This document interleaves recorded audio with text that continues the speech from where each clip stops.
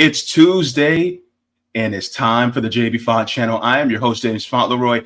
People, good to see you. Come on in. I hope you guys have grabbed yourself a snack. I hope you guys grab yourself something to drink. Time to get into the conversation. Welcome to all of you. The Jaybefaunt channel is also part of Revolutionary Blackout Network, so you can find me there on Sundays and Thursdays. If you guys have not already, go ahead and give a like to the stream. This helps me out very much. Thank you in advance, and thank you for this like so far. Thank you so much for that. Have you considered sharing and subscribing as well? Go ahead and do that. That also helps me able to grow, as well as to be able to reach more people, to inform, encourage, and inspire. So thank you so very much. If you guys would like to, you guys can also get put on my email list. This gives you email notifications whenever I go live, upload clips, or write any articles. So you have that there at jaybefaunt.substack.com. Also, if you guys would like any video reactions from me, you guys can go to QBounty at qbounty.com/Jaybefaunt. I can also do reactions to questions, video reactions to questions that you guys may have there as well. So thank you very much for that. Look, guys, it's going to be a big show. We got a lot to talk about.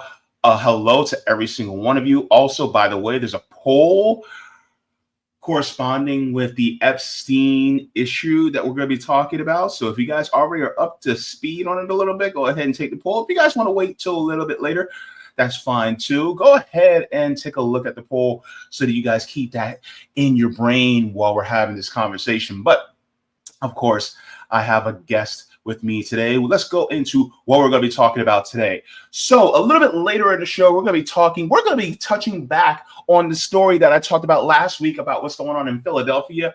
Well, LL Cool J, rapper, hip hop artist, legend, is actually giving his 2 cents on the strike going on in Philly. It's a solidarity action that he's doing. So we got to talk about that. That is some positive news that we're going to get into. And also towards the middle of the show, I'll be doing a reaction video to what's happening with the big, beautiful bill. It's going to be really just a big, beautiful wealth transfer and not to the working class. We're going to be talking about that too. So that's going to be an interesting story. That's why you see all those CEOs there.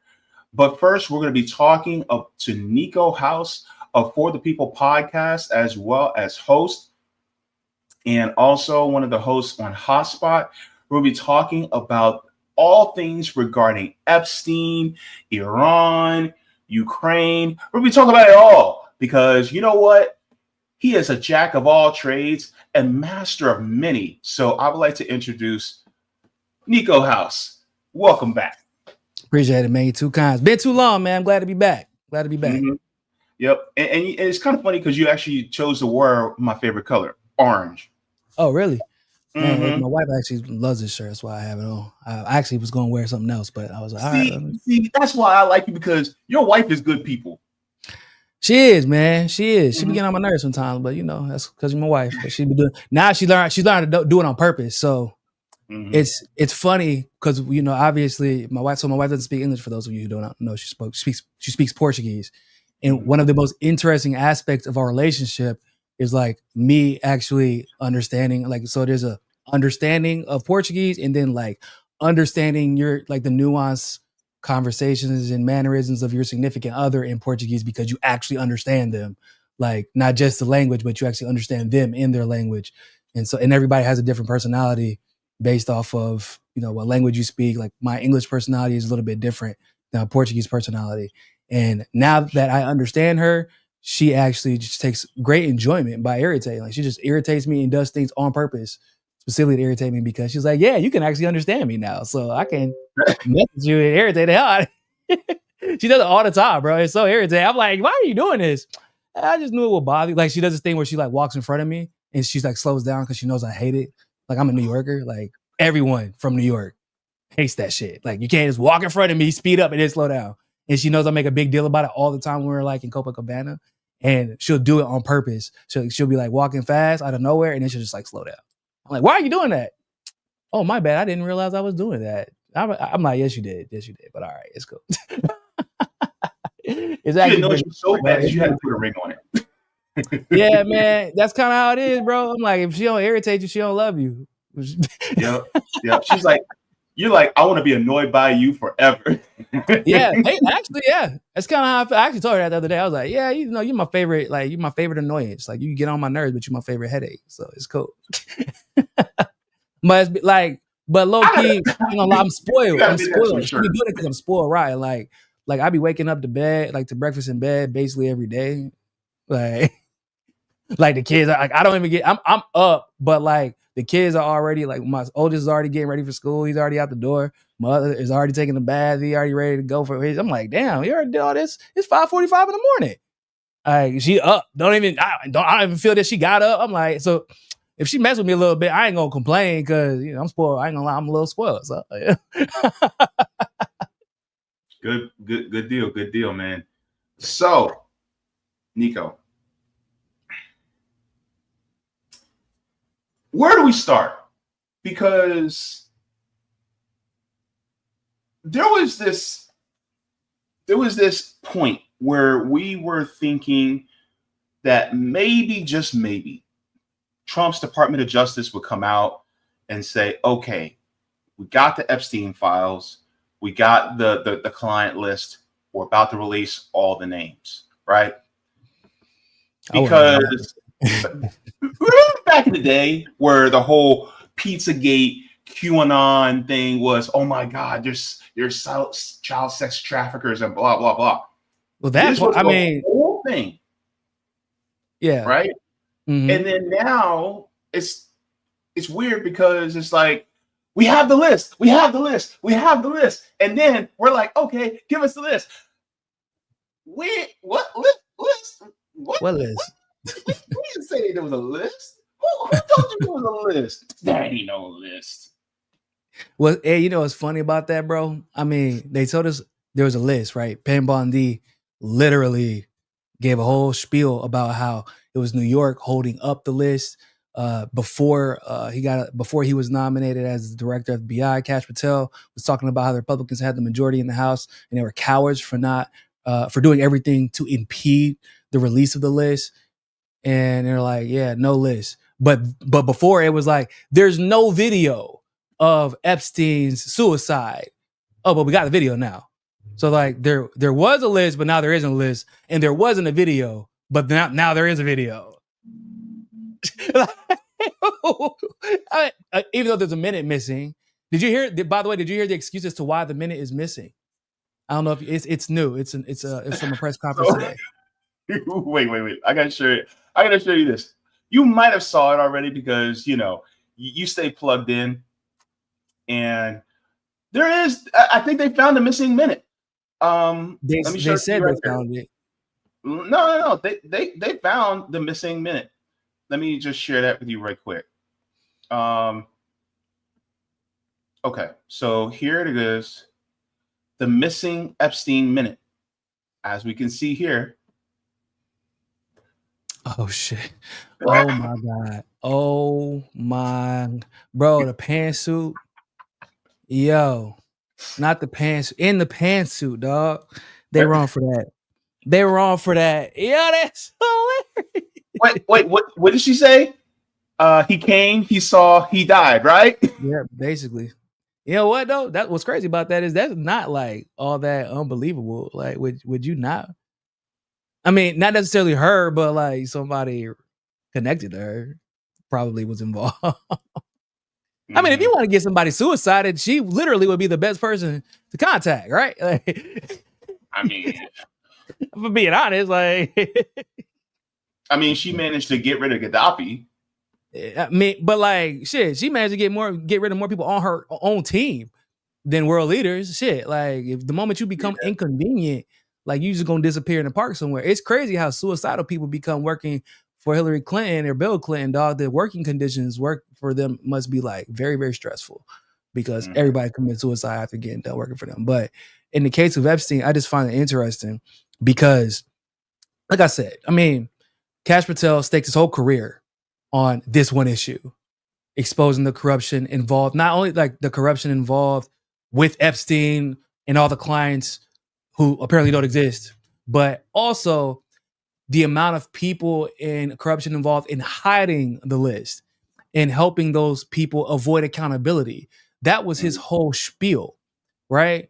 And a lot of people assumed, I didn't really believe it, but that's what people assumed, is that he was being put as the FBI director by Trump so that there would be no impediment to releasing not just the Epstein files, but the JFK files, RFK files, MLK files, basically anywhere where perhaps the U.S. government or its officials were implicated in some type of conspiracy.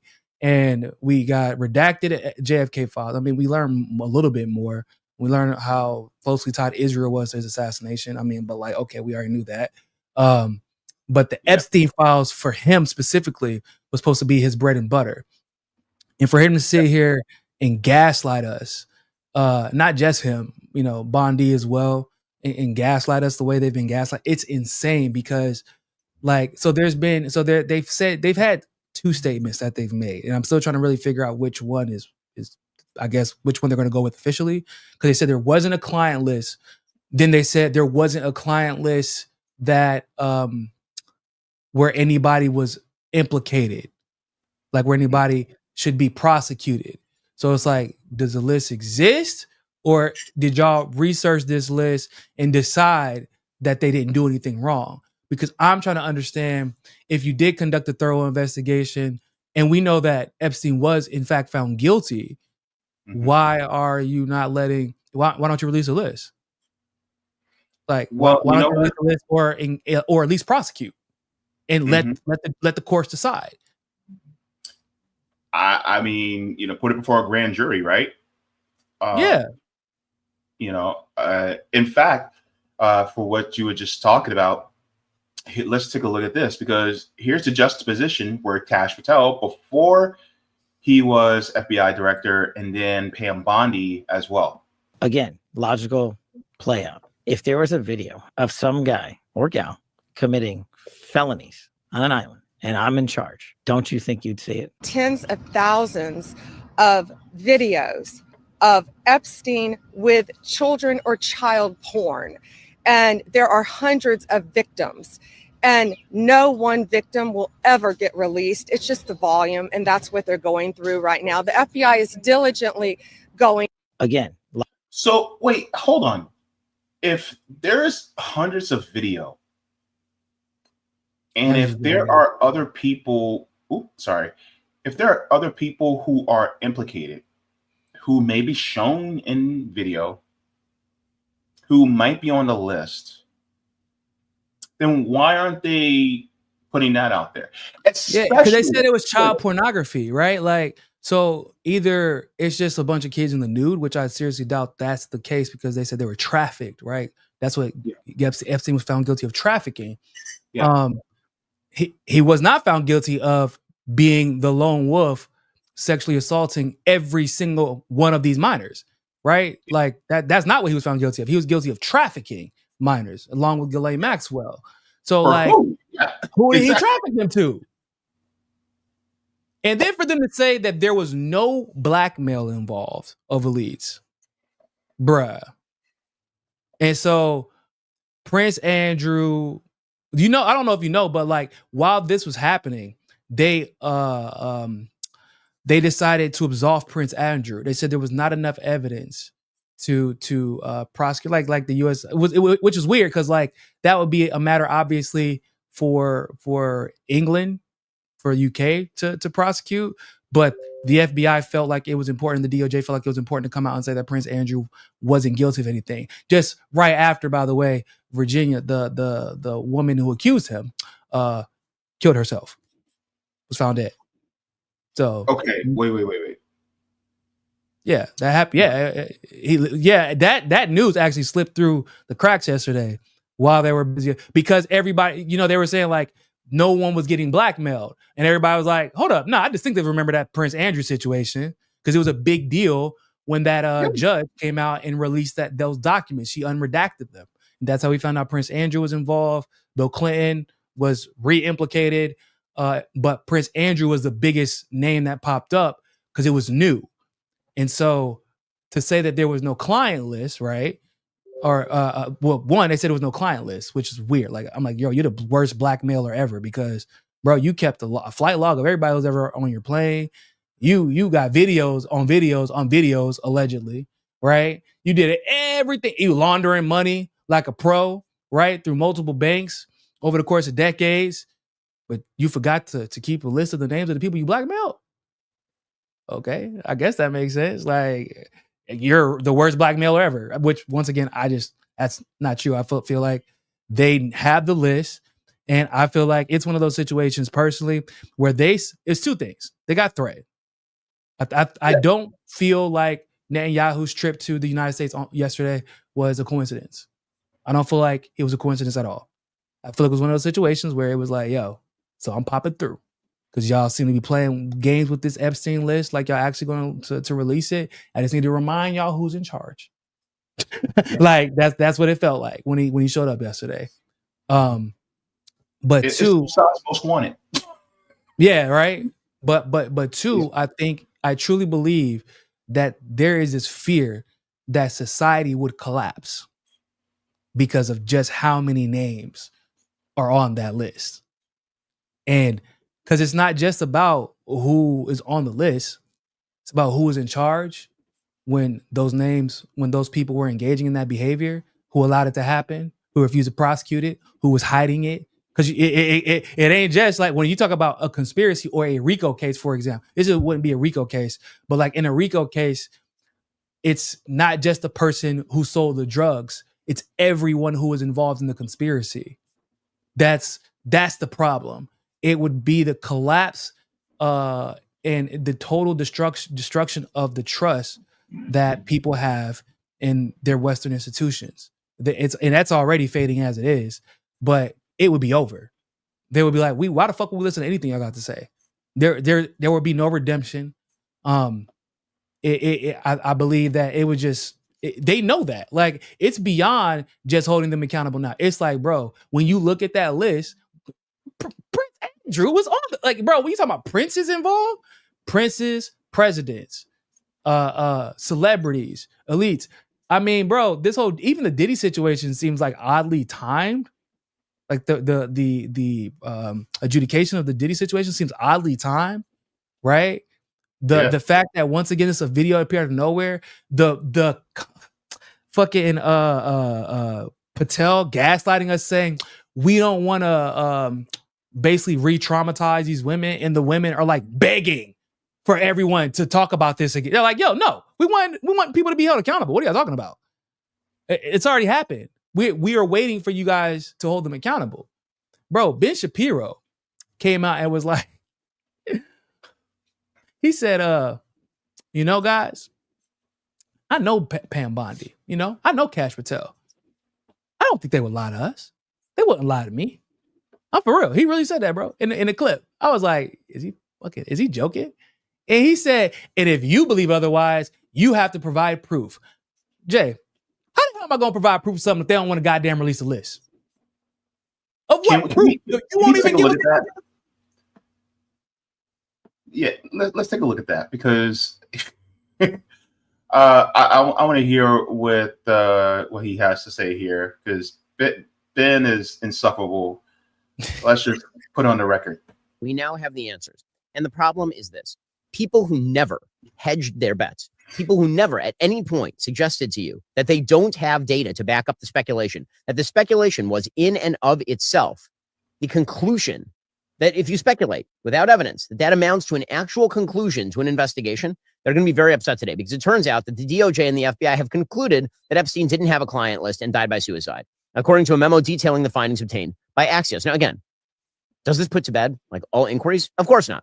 People can continue to speculate as much as they want. And I think there's still open questions here regarding how did Epstein make his money? Right, that's a very serious open question. And the speculation for a long time was he made his money from blackmail. But the DOJ and the FBI, again, run by people like Dan Bongino and Cash Patel and Pam Bondi, are telling you, I'm not telling you, they're telling you, people who are members of the Trump administration, people you elected and put into these positions on this matter. We didn't elect them. Why do they say that? We didn't elect them. That's actually my whole problem with directors and federal attorney generals and shit, because we didn't elect them. No, we didn't.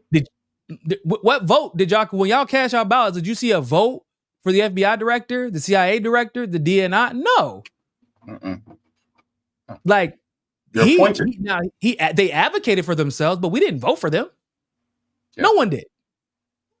But that's an appeal to authority, right? Like, oh, it's people like Pam Bondi, like, okay, and like they don't really help your situation. You're not making a really good argument for yourself at this point. I don't trust them. Do they work for 3-letter agencies? Yeah, okay, then I don't trust them. Mm-hmm. Like, Mm-hmm. That he didn't, in fact, he was not murdered. He did not keep a client list, and he did not blackmail powerful figures. Okay, right? That is the thing that they are saying, not I. They are saying this. If you're willing to throw that over and claim they're lying, then I'd like to see you present your evidence that they are in fact lying. Because I know Dan. I don't think that Dan Bongino is lying to me. I know Kash Patel a little bit. I don't think Kash Patel is lying to me. I don't think these people are lying to me. Which means that if somebody else continues to claim that they're lying, they ought to provide their evidence at this point.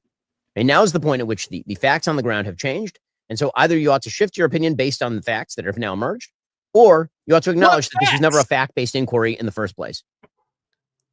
Bro, that's what we call working backwards from your conclusion. This is why I always say, bro, if I ever got a chance to debate Ben Shapiro on literally anything, it would be him. I would mollywop him. Because this dude literally said, the facts have changed, and therefore your opinion should change with what facts have changed, Jay? What fact? Like, I'm genuinely curious. Like, what facts have changed? Because he's like, go ahead. Well, according to this, I don't see any facts that have changed.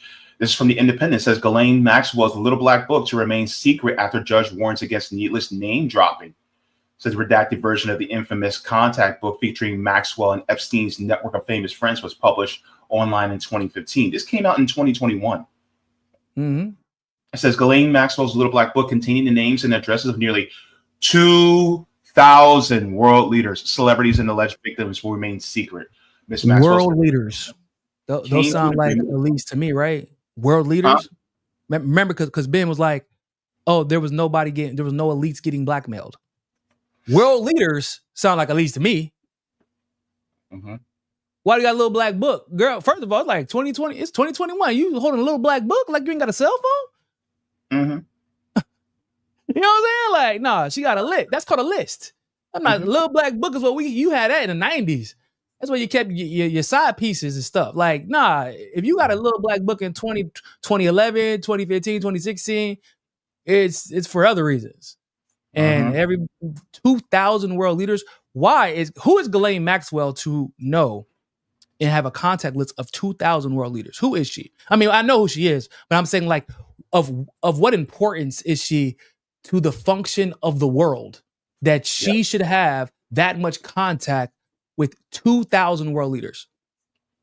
Yep. It says Prince Andrew, former U.S. President Bill Clinton, and Donald Trump have been mentioned sporadically during her sex trafficking trial. Prince Andrew and Mr. Clinton and others mentioned indirectly, have also denied all accusations they were involved in any alleged sexual abuse. Shit, and man, so it's Bill Clinton. Bill Clinton, he should have just shut up. Ain't nobody gonna believe not a damn word that come out of Bill Clinton about that.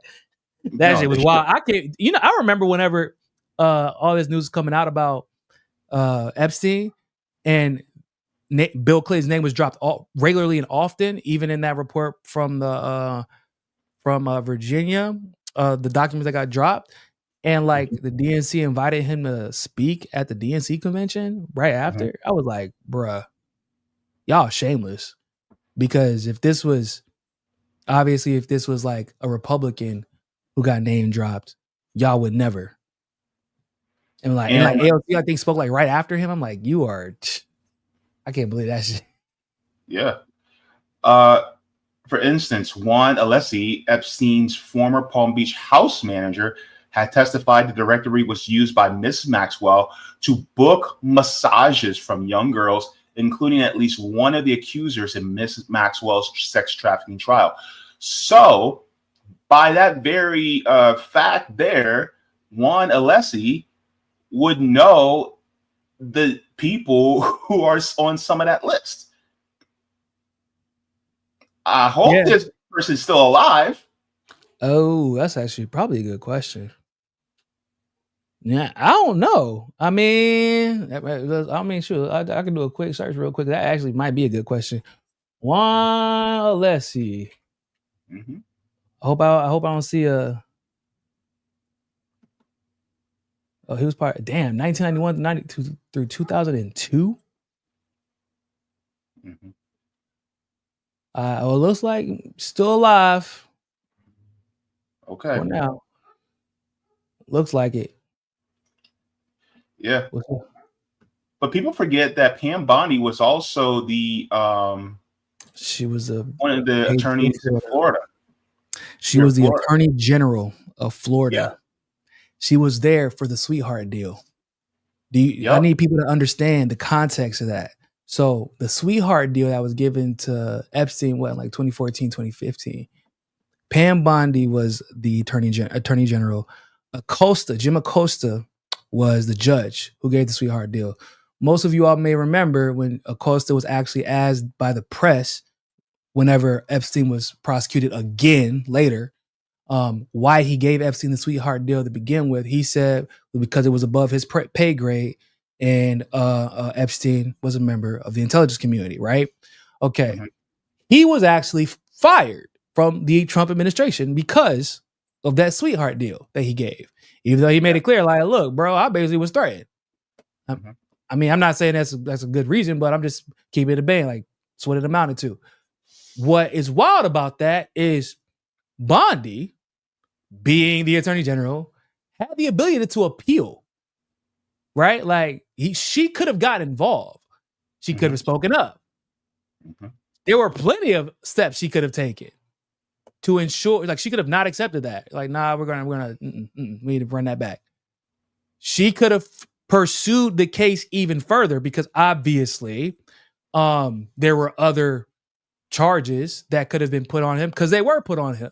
Otherwise, it would have been double jeopardy and they would have never been able to put him in jail the second time. Mm-hmm. But instead, Pam Bondi says nothing. Jim Acosta gets fired while being part of the Trump administration. And in a weird twist, ironically, Jim Acosta, by the way, he wasn't even part of any function of the Justice Department when he was fired.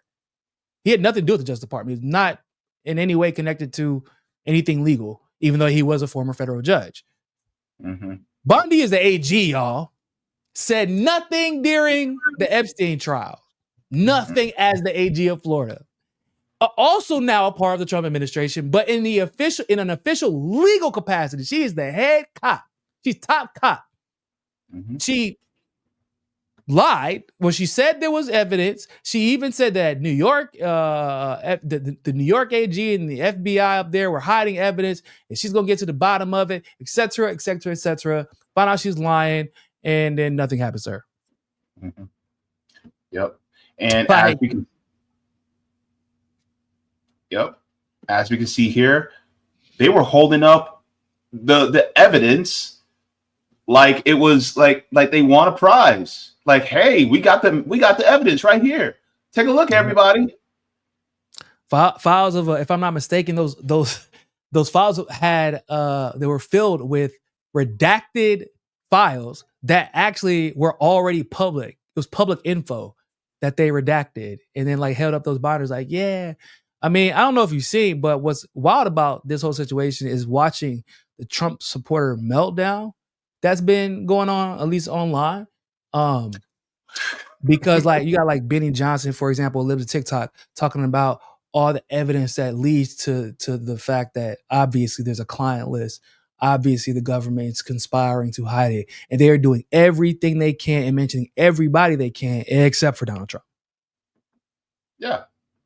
And the crazy part is, like, everybody who was talking about the client list, before all this, were like, yeah, we need to see the client list, including the VP. Seriously, we need to release the Epstein list. Seriously, we need to release the Epstein list. Seriously, we need to release the Epstein list. And hey, bro, and as much shit as I talk about Elon, whenever he was on that little ketamine kick, I don't know what was going on, and he decided to go nuclear on Trump and say he will not. He said the list is on his desk. He won't release it because his name is on it, or at least he's involved in it. He said when he retracted that statement, it wasn't a retraction. Actually, people forget what he said. He apologized because he said he took it too far. He did not say that the claim that he made was untrue. Mm-hmm. There's a difference. He said he regrets that he took it that far. He did not say that the claim that he made was untrue. Yeah. So even Elon knows that the client list exists. He knows that the list exists. He knows that the files exist. To the extent of how much he knows about the files, who knows?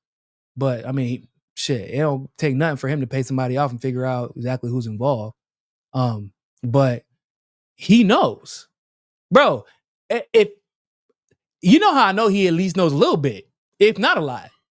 Because for a while, Epstein and Peter Thiel's finances were deeply intertwined. And Peter Thiel's part of the PayPal mafia that Elon got rich from. So he knows something. Even before all this shit dropped, he knew something. And the fact that he was kind of like holding on to that information like he knew already, I believe that he probably knew before he was part of the administration for working for Doge. Like, and just was like, yeah, man, I'm about to go nuclear on this motherfucker. He must have forgot who I know. And it would even, I guess, kind of make sense if you really think about it, because like I said, if Epstein's and Thiel's finances were that intertwined, because they were at one point, like it would kind of make sense that if Trump is going to put people in power who are running on exposing Epstein, because part of the exposure of Epstein has been like his connections and how he was laundering money through banks and shit like that, like Deutsche Bank and JP Morgan. He was laundering money through a bank off the Virgin Isles. Like eventually that would come back to Peter Thiel. So it almost would make sense that would also be part of the motivation why Peter Thiel would want to get close to Trump to ensure that list doesn't drop. And obviously, as he gets more control over the administration financially, because he does have a lot of control via contracts and what have you, like that gives him more control over what Trump is and isn't allowed to say. Because at the end of the day, corporations run the show. And Peter Thiel, I mean, that dude is one of the, I mean, I don't know if you can, I guess it's between him and Larry Fink as the most powerful people in the world. Like, not just from money, but from where they put their money at and what that then gives them control over. So, yeah, it's more than just the actual trafficking part. It's the money laundering and who participated in it, who benefited from it, why they were involved in it, why did they help. Once again, it's not just about the people who actually traffic or who the minors are trafficked to, but everyone connected to it. Western civilization might collapse. Because, bro, it could, I mean, shit, who gonna prosecute them if the prosecutors were involved? You feel me? It's that deep, bro. It is that deep. And I feel like I don't feel like Elon was lying when he said that, because it's Elon. Elon is a child when it comes to shit like that. He's an infant. He's like, he'll throw a temper tantrum on your ass in a heartbeat. We've already witnessed it, right? Like we witnessed it. Yeah. Didn't he also implicate Steve Bannon? I don't remember Steve Bannon. I think Elon just also said something about Steve Bannon being on the list as well. Wouldn't be surprised. Yeah, I wouldn't be surprised. I can't remember if Bannon was one of the ones calling. I guess you can just basically judge it off of who is calling for the list to be released and who isn't. Right at that point. Like if we get a bunch of footage and clips from Steve Bannon calling for the release of the list, maybe he isn't. But Trump went from we should release it, and then like the closer we got to the potential release of the list, the more tepid his advocacy for the release of the list became.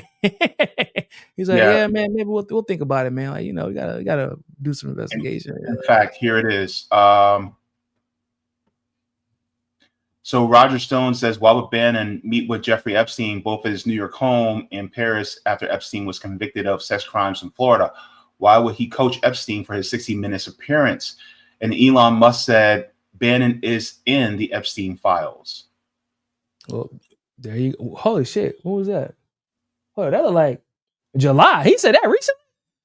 July 8th, which was today. Today. This is from Midas Touch. Damn. Mm-hmm. And this was that's funny because I was wondering when them liberals was gonna come out and start. I'm like, y'all not gonna jump on this? Y'all not gonna take advantage of this? Because Midas Touch is like a liberal PR firm. Basically, they just do propaganda for Democrats. But I mean, yeah, if there was ever a time to take advantage of this bait that Trump is setting out there for y'all, bro, y'all need to take this. Liberals are the worst. I don't. Bro, they just lied to the world and said they were going to release Epstein files, and y'all could easily use this to your advantage. I would be running on this. Oh yeah, like, wouldn't you run on this? Like the midterms are coming up. I would run on this. In fact, my big ass will be running, and I don't even run like that no more. I'm trying to tell you, bro. Like you can't lose whenever you're like, hey man, Trump's administration is holding a list of clients who had sex with minors. Like, what else do we need to discuss? The Republicans are defending him for doing so. His administration is actively participating in high lists. What else do we need to discuss, y'all? Get him out. Niko, I would be like Kendrick Lamar. Say MAGA, I heard you like them young. I'd be like that right now. Bro, for like, the problem. Here's the problem though. We all know that it wasn't just MAGA. We know that it's not just Republicans. And this is where we get to the crux of the issue, right? Because if it was just Republicans, the list would have been released. Because it ain't like that's the issue. That is the problem. It's both parties. That's the problem. They can't run on that because then they're gonna be like, well, hold up, didn't y'all say Bill Clinton was part of that list? Why? And then y'all just had him speak at not one but two conventions recently. Mm-hmm. And what they got to say about that? Oh shit! Hold on, we want to talk about that. And you got Alan Touch's kids, boy. That boy Alan Dershowitz is just wild. He just be. It feel like once a week he gets on an interview and just says some wild shit. Like when he was like, "Yeah, man, the Diddy outcome was a victory for justice." I'm like, mm-hmm. Now I'm gonna say this, right? A hit dog will holler. You've heard that, right? Yeah. That's some Southern shit. Trump sounds like a dog that's going right now. Because let me show you, people at Hotspot have been on it. They've been on it like water, rice, and milk on a paper plate in a snowstorm, seasoned with salt. Let's go. Oh, now you're gonna buffer on me like that. Just when I was about to cook. Hang on. Sorry. What in the world? Why is this got to happen to me? Man, but I say make sure it ain't Twitter itself. Cause sometimes Twitter will be doing some things. And part of me wonders. They just updated Grok. So usually when they update Grok, Twitter shit. Yeah, that's the problem. Let me see. Oh, by the way, is if you want me to present it. I can pull it up. Yeah, sure. Hang on. I have it here. Man, these people. I got you. Don't even stress. Oh, now it's playing. Oh, now it wants to play. Okay. It might be mine. No? Is it yours? All right. Let me send it to you. Bring it up. No, I already got to pull it up for you. Just go ahead. Oh, okay. All right, cool. Perfect. Bomb. Let it rip. Back to you on that. And the minute missing from the video, we released the video showing definitively Rubio, the video was not conclusive. Bring me in this. But the evidence prior to it was showing he committed suicide. And what was on that, there was a minute that was off the counter. And what we learned from Bureau of Prisons was every year, every night, they redo that video. It's old, from like 1999. So every night the video is reset, and every night should have the same minute missing. So we're looking for that video to release that as well, showing that a minute is missing every night. And that's it on Epstein. Back to you on that. And the minute missing from the video, we released the video showing definitively the video was not conclusive, but the... First of all, let's talk about the fact that she said we released a video that shows definitively the video was not conclusive. That's not actually the video I wanted to share with you. Yo. That's not the one I wanted to share with you, because Trump actually responded. I could just read what he said because the video won't show. Mm-hmm. But Trump said, Trump said, are you still talking about Epstein? This guy has been talked about for years. Are people still talking about this creep? I can't believe you're asking a question about Epstein. Like, to me, I'm like, if this is something weird how the narrative shifted on it, right? It's weird how they shifted on that. It was like, we got to release this. It's really important to our voters. It's really important to my base. They once again, Cash ran on this. Pam Bondi is attacking other attorney generals and other departments of justice in the state level for this. And now you guys are still talking about Epstein. Oh my God, isn't it time to move on? Motherfucker, no, it is not time to move on when we're still trying to figure out, once again, Epstein was found guilty, okay? Ghislaine Maxwell was found guilty of what? Of trafficking. To whom? Mm-hmm. How are we going to let something go when y'all basically trying to tell us that they were guilty of trafficking to ghosts? Mm-hmm. And like I said yesterday, bro, I'm like, damn, maybe we should call the Ghostbusters. Maybe we get a better result. Because since the Justice Department don't want to do its damn job, like, and bro, I don't know if you saw that interview with Kash Patel on Fox News right after they announced that there basically is no client list. He started talking about how important it was to stay loyal to Israel and protect Israel's interests. I'm like, right. That's super subtle, ain't it? Like, yeah, we know that's what you're doing. We know that's what you're doing. By the way, I don't know if you heard my theory yet, but this reinforces my theory, in my opinion, that actually Israel, the greater Israel project, the greatest threat to the greater Israel project is the United States. And it's just that the United States has not figured out that Israel is actively trying to destroy it.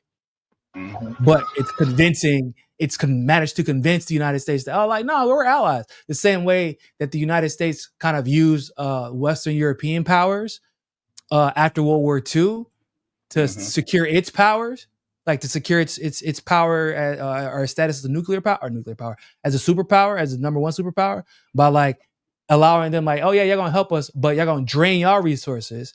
We're going to create all the institutions. We're going to make sure that all the power really runs through us and make y'all feel useful. We're going to let y'all keep maybe a little colony here, let y'all keep running the show there.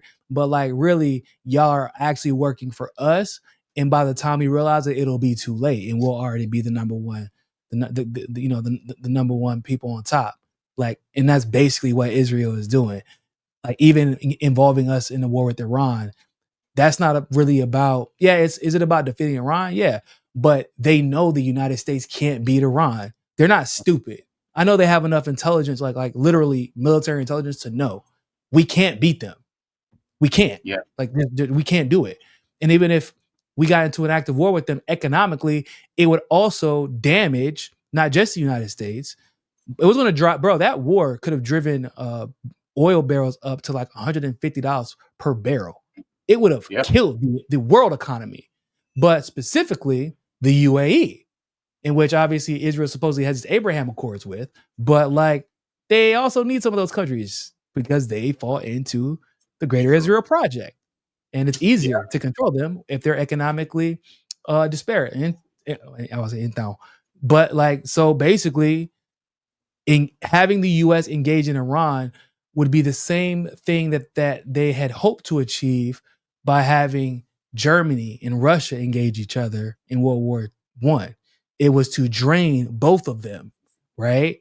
And it was mildly successful until Stalin came into the picture, but like that was the goal, was to drain both of them, even though Russia was our ally. So it's like the same. They're just using the U.S. playbook, and I feel like the U.S., because these fucking politicians are too busy counting their shekels, they're not realizing they're getting played. But the Greater Israel Project, the greatest threat to the Greater Israel Project, is the United States. And as long as we're the number one superpower, they can't be the number one superpower. So you got to do something to resolve that, right? Yeah. In fact, I'm glad you mentioned that, because this wants to shift gears just a little bit to what's going on between Israel and Iran. Actually, Tucker Carlson was actually speaking to the president of Iran. If we could just take a listen to this. This is, I think, one of the final questions that he asked. Again and again, we don't want wars. We don't want to develop a nuclear weapon.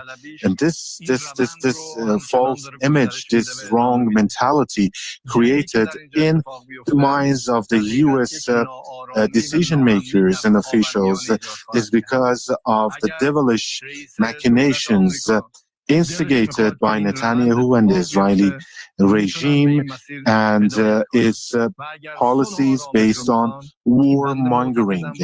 And the U.S. president should know that another war will only spread more instability in the Middle East, and it is not going to be in the interest or in favor of the U.S. president or the U.S. government to move in that or towards that direction.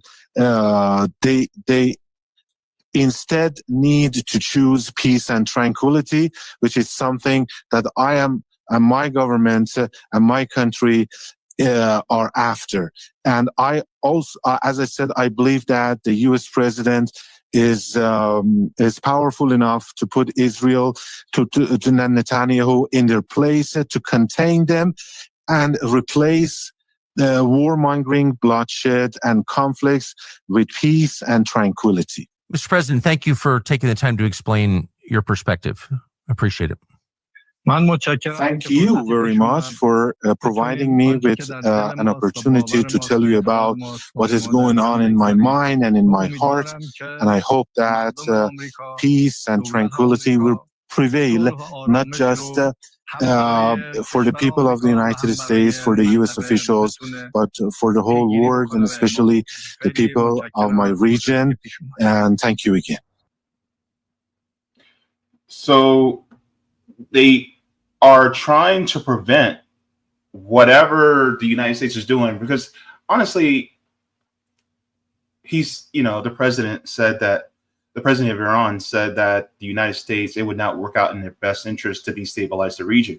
But I think the United States is just trying to destabilize the region, because it's hard to take over a stabilized area to take over their resources. If it's unstabilized, then either you could take it over through just like military means, or you could take it over with social unrest so that you can do a regime change. And so I'm thinking that they're trying to do regime change more because it's actually the easier way rather than sending our troops to do it. But so I think that what he's actually trying to insinuate without saying directly, because he's trying to walk a tightrope, right? He's saying it's not in the interest to destabilize the region by engaging in that particular war. And what I think he's trying to insinuate is, we know that you're not doing this for you, because destabilizing the region in this particular way benefits Israel, but it does not benefit you, right? The Strait, for example, that Iran is in control of, at one point, the U.S. was able, well, it was like in 1980. Don't quote me. 1984? No, 88. It was like a couple months from my birthday, actually. It was in 88. Operation Mantis, Praying Mantis, something to that extent. They were able to take control of the Strait, and Iran eventually was able to take it back. And now it's like one of the most protected straits. Like, there's nothing that they could do to. You're referring to the Strait of Hormuz, right? Of Hormuz, exactly. Like, it's so protected right now. Like, we would get I mean, there would be a lot of bloodshed before the U.S. could even consider trying to have a chance at getting that straight. And they would have to fight every day to keep it, to the point where financially it wouldn't be worth it. However, that disruption would destabilize the UAE, because the UAE, what I want to say 20% of the oil supply comes from there. Yeah. Like they would be crushed with that, or flows through there rather. So like they would be crushed if that strait was if there was just conflict and the oil wasn't allowed to flow freely. If so, Syria, for example, right now, yeah, we know like Assad's overthrown, and we know the U.S. was involved in it, but who's benefited the most from it? Has it really been the U.S.? When you really when you really break it down, yeah, we helped the Al Qaeda, president, dictator, basically, who has still not given us a date for when his election is supposed to happen. Yeah, he's one of ours, and we put him in power. But like, who's benefiting the most from his reign? Is it us? No, it's Israel who's been able to mount bases, military bases there, defend themselves using they've been able to intercept missiles from Iran. Which is crazy, because before that was restricted airspace. Under Assad, that would have never happened. They know that, which is part of the reason why they felt so bold in attacking Iran this time. Yeah, because they were able to defend themselves, right? If Egypt gets, because remember, Egypt's also part of the Greater Israel Project, and the only thing keeping Egypt loyal to the United States is what? Money. Ain't nothing else. If the United States taking out the picture in some way, form, or fashion, destabilize economically in a way that we can't continue to support Egypt in the way that we could, but Israel can, for whatever reason, or at least Israel can threaten Egypt to such a degree that Egypt has to bend the knee to maintain order, because the U.S. doesn't have the capabilities to defend them or give them the money to defend themselves anymore. Like, now all of a sudden, Egypt is in Israel's pocket.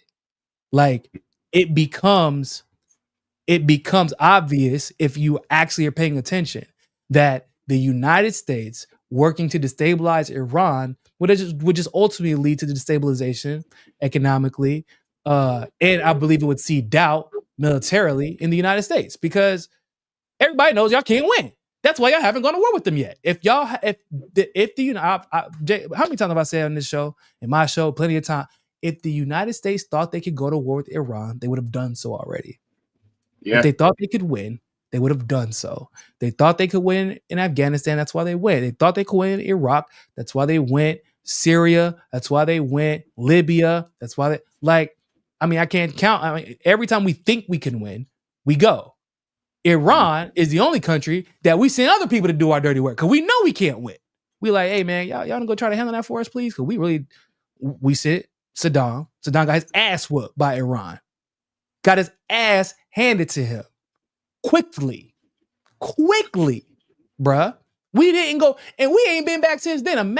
And now we know Iran is receiving technology from China. They sent 2 hypersonic missiles, bro, and Israel couldn't do shit about it. They couldn't do a damn thing. And that's just the technology we know they have. Imagine the technology they ain't shown us yet. They probably got a Jericho missile.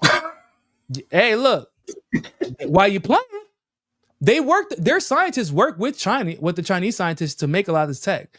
China now, I think for strategic reasons, I think it makes perfect sense, right? So for strategic reasons, China can't give them everything. But because China refuses to get involved with these issues militarily, I need somebody to test these weapons. And since y'all already got beef, hey man, I go ahead. I'm gonna give y'all some of this tech, but I can't show y'all all my cards. But for Iran, when China knows, but this is enough to get into Israel's ass, we know that, right? They were aware, but just to make sure, because one day you don't have to deal with Israel. Hey, Iran, go ahead and let 2 of them things off. Go ahead and let 2 of them things. And those were Mach 5. And they talking about China got Mach 12, dog. bruh, you ain't gonna see them things coming. You ain't gonna hear them things coming. You just gonna hear pop, pop. That's it. So we don't, and Russia has weapons that they also, I'm sure, want to test as well, but they don't want to test them in the field against Ukraine because they know that the United States is waiting to figure out what kind of capabilities Russia has. So if things do escalate, it'll likely be Russia sending them more weapons because, I mean, shit, Iran they haven't even scratched the surface of their weapons depot. Like they got more.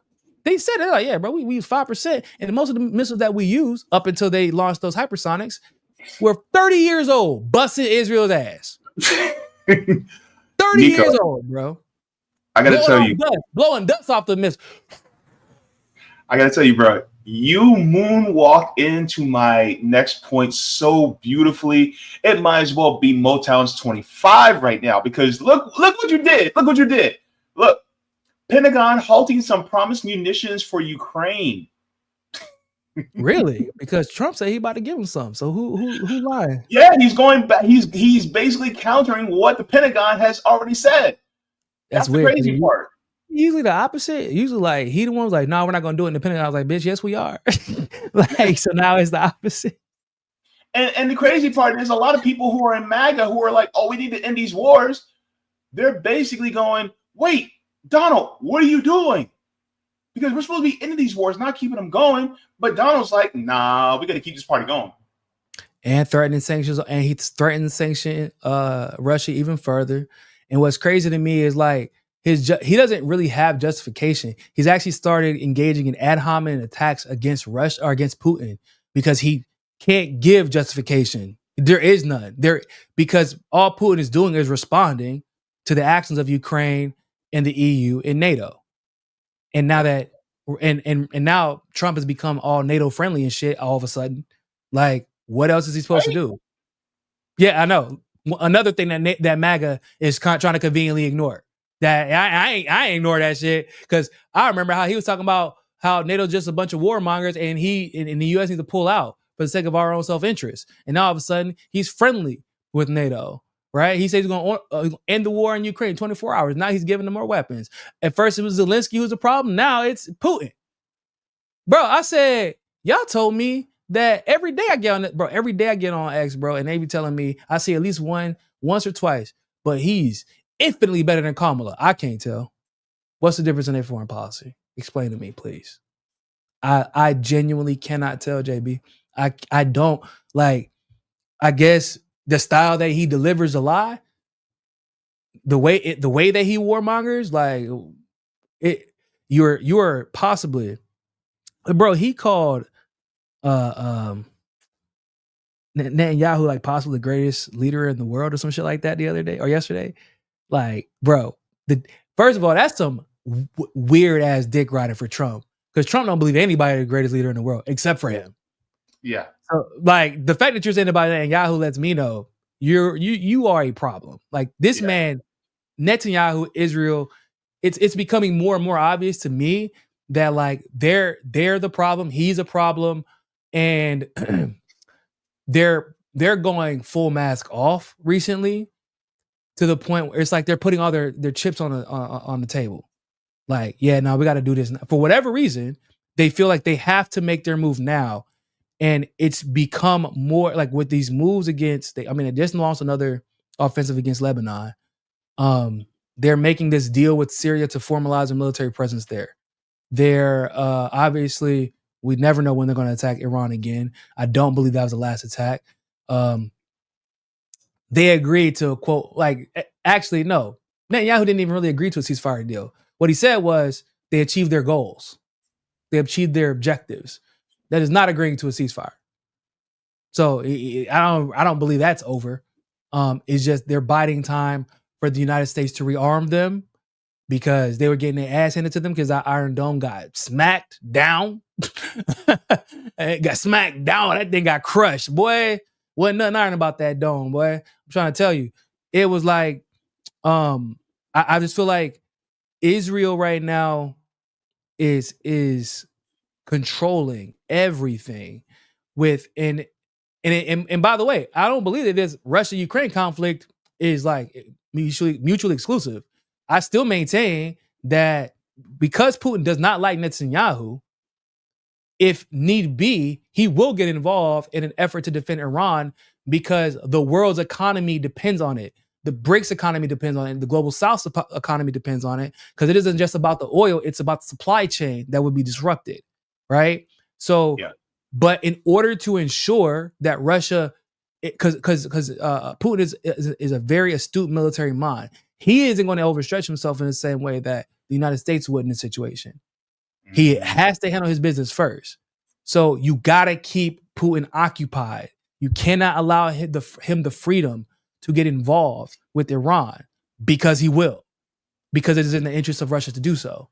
He'll say he won't. I believe that he would. He's like, yeah, but he also said like, yeah, I'll let this. He's made it clear how he felt about Ukraine and NATO, and like, yeah, I'm not gonna go to war, but I'm just letting y'all know I'm not gonna go to war. But okay, y'all testing me too much. Now I gotta go handle my business. I feel like it's the same thing with Iran. I feel like he knows if they lose, you can't lose Syria and Iran. Can't do it.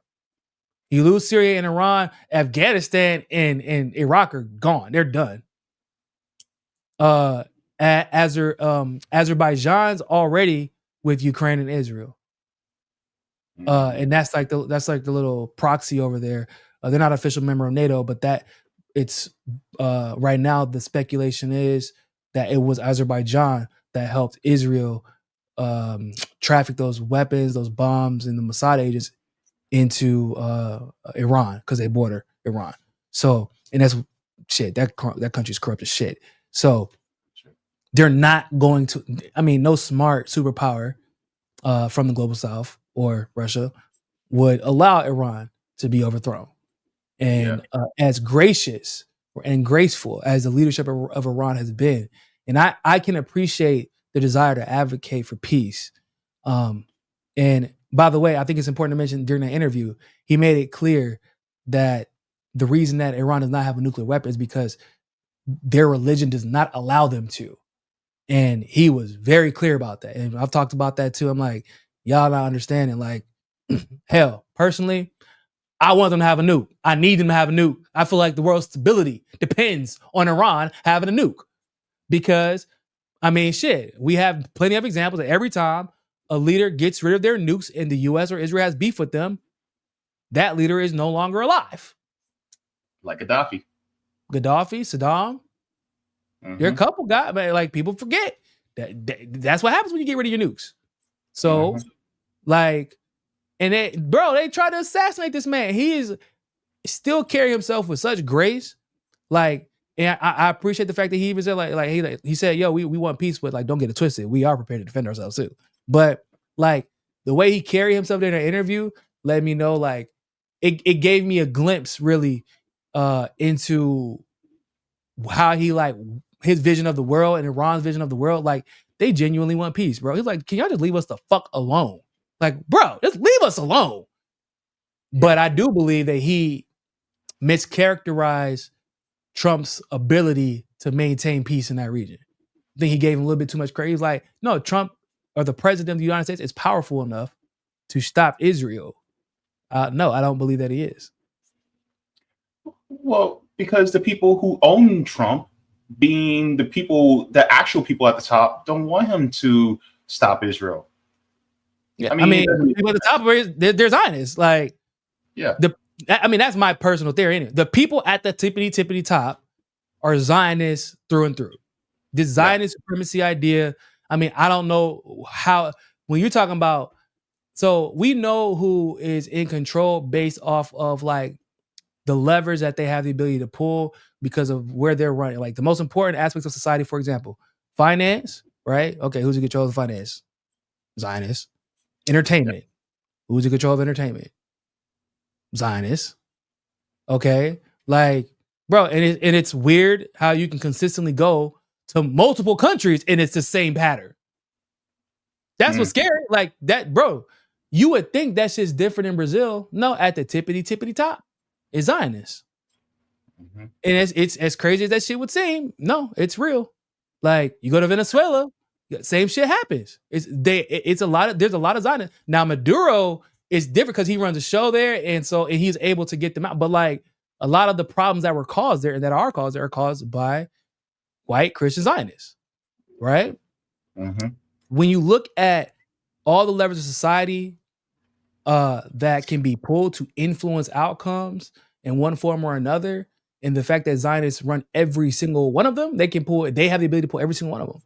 And so they are the ones with the power. It ain't nobody above that, right? Like, you can't get any higher than that. You can't get any more important or influential. So when you're insinuating that Trump, like, because this is, I guess, the timing of all of it really is kind of telling. Because he's like, yeah, Trump has the power to stop this, right? As Netanyahu's pulling up to Trump's crib to tell him what the fuck he is and is not going to release. That's why I believe he was there, right? Yep. Right? He telling him what is and what is not going to go down with Palestine. He's going there to put his dick on the table. That's what he showed up to the U.S. to do. And even though Trump supposedly has problems with Netanyahu, at least the way he conducts himself, because Trump will tell Netanyahu not to do something, and Netanyahu will literally do the fucking opposite. He's like, I don't give a shit what you tell me to do. I'm going to do what I want. And guess what you're going to do about it? Not to damn ting. Right? Like, so at the end of the day, if Trump had the power to stop what took place with Iran and Israel, like if he genuinely, because I don't believe it was him who stopped. I believe it was genuinely Israel who gave pause because Netanyahu was losing the propaganda war. That's what it was. Not because he ain't got a problem sacrificing his own people, but he won't sacrifice them needlessly if he's losing the propaganda war in that particular case. And if he had control, those files would be released, my guy. Yeah. Because we know who Epstein was working for. Yep. But the fact they weren't released, the fact that Israel attacked Iran and they just knew the U.S. was going to get involved. Why? Because we fucking told them to. That's why. We told them to. Well, but y'all don't control the U.S. They give you the money. And who pays? They give us the money and then we give it back to them to make sure they do what we want. So that's where I would say that he was off. I don't think that he actually understands just how much Israel is in control. And I feel like oftentimes the world is underestimating just how much control Israel had. Not even just Netanyahu, Israel. Because Netanyahu is answering to somebody. I don't know who it is. But I don't know if you're aware, but he was supposed to have his corruption trial last week. People don't know that. But he was supposed to have a corruption hearing last week. Guess what? Got put off again. And the mainstream media didn't talk about it. Like, you would think that's a mainstream media headline, considering the war between them and Iran, considering he just launched an offensive against Lebanon, considering the protests outside of his damn house, considering the ICC charges, considering the genocide he's actively participating in, considering the fact that he's trying to convince multiple countries to basically assume governance of Palestine, basically passing them from one master to another, effectively. Like, all the things going on surrounding Netanyahu, you would assume that his corruption hearing getting pushed back again without a legitimate reason would make national headlines. It did not. Why? Because who pulls the levers of information? Zionists. Yeah. And that's an inconvenient headline. Well, in my mind, I'm going by what Colonel Lawrence Wilkerson said, that really is the United States that operates Israel rather than the other way around. But at the same time, I'm thinking that the people at the very tippy top are, yes, they are Zionists. And it's almost as if Netanyahu is like the manager of Trump, but there's somebody above him that's really controlling Netanyahu. There is somebody above Netanyahu. I don't know who it is, but there's somebody above him. I wish I could figure it out, bro. I'm almost scared to figure it out, because if I dig deep enough. Oh yeah. You know how that goes. But there's no way, bro. He is so unpopular. He is widely unpopular in his own country.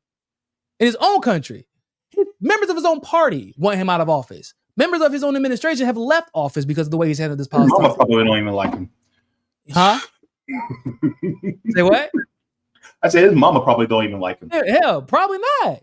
Shit, like nobody likes him. This dude has an abysmal support. Like he does no one, bro. There'd be protests outside of his house daily, dog. Like, and yet this man can convince a judge. He basically didn't even try to come up with a legitimate reason as to why it should be pushed back. He was like, man, we just handling some important shit this week. This ain't a good week for me. Yeah. All right, man, that's cool. We'll push it back again. There's supposed to be 70 hearings, JB. How is it gonna happen? They've held, I think, like 2 or 3 out of the 70. And the hearings are supposed to start last year. Oh my God. So, like, when is this gonna happen, bro? Because every time he starts a new war, that Israel has already set a precedent that as long as they're engaged in an active conflict, they can push back elections. And clearly, as long as they're engaged in an active conflict, they can also push back these corruption hearings. So in order for him to be able to continue to get away with this without any legitimate accountability, there has to be somebody above him pulling the lever. Because it ain't him. He ain't got that much damn power, or else there wouldn't be any corruption hearings to begin with. Yeah. But someone is protecting him from being held accountable. And that's who we need to figure out. Like, we need to figure out who that is. Yeah. I'm scared to figure it out. Like I said, I'm scared to know, because that's probably open up a whole different can of worms. But once we figure out who's pulling his levers, then we'll probably have the answer to a lot of the problems in the world, and maybe start to figure out some solutions, because it's getting out of control. It really is. Like the lack of control the U.S. president has, it's becoming more and more obvious, because everybody understands Trump's personality, and what we're seeing is not it. Yeah, he's basically been castrated. He looks like a bitch. Like, I don't know how else to put it. So I do have one more thing that I want to touch on. Do you have like 5 more minutes? Surely do. Okay. So I want to get off the walking, talking dingleberry that we know as Netanyahu and go to this attack from the Democrats on Zohran Mamdani. This one is kind of crazy. Not crazy. Well, it crazy? So here's former Governor David Paterson, right? Who didn't even win, by the way. He didn't even win a governorship. He just kind of like assumed office, right? After old boy retired, or not retired, resigned, was forced to resign. Yeah. But here's what he said in regards to Zohran Mamdani. He says, following a morning's press conference outside of WABC radio studios calling for unity within the Democratic Party in advance of November's election, New York State 55th Governor David Paterson released the following statement. Paterson has also previously served as Democratic State Party chair. He says, I've been very clear in my position that I simply do not believe Zohran Mamdani is the best person to lead New York City in its extremely turbulent times.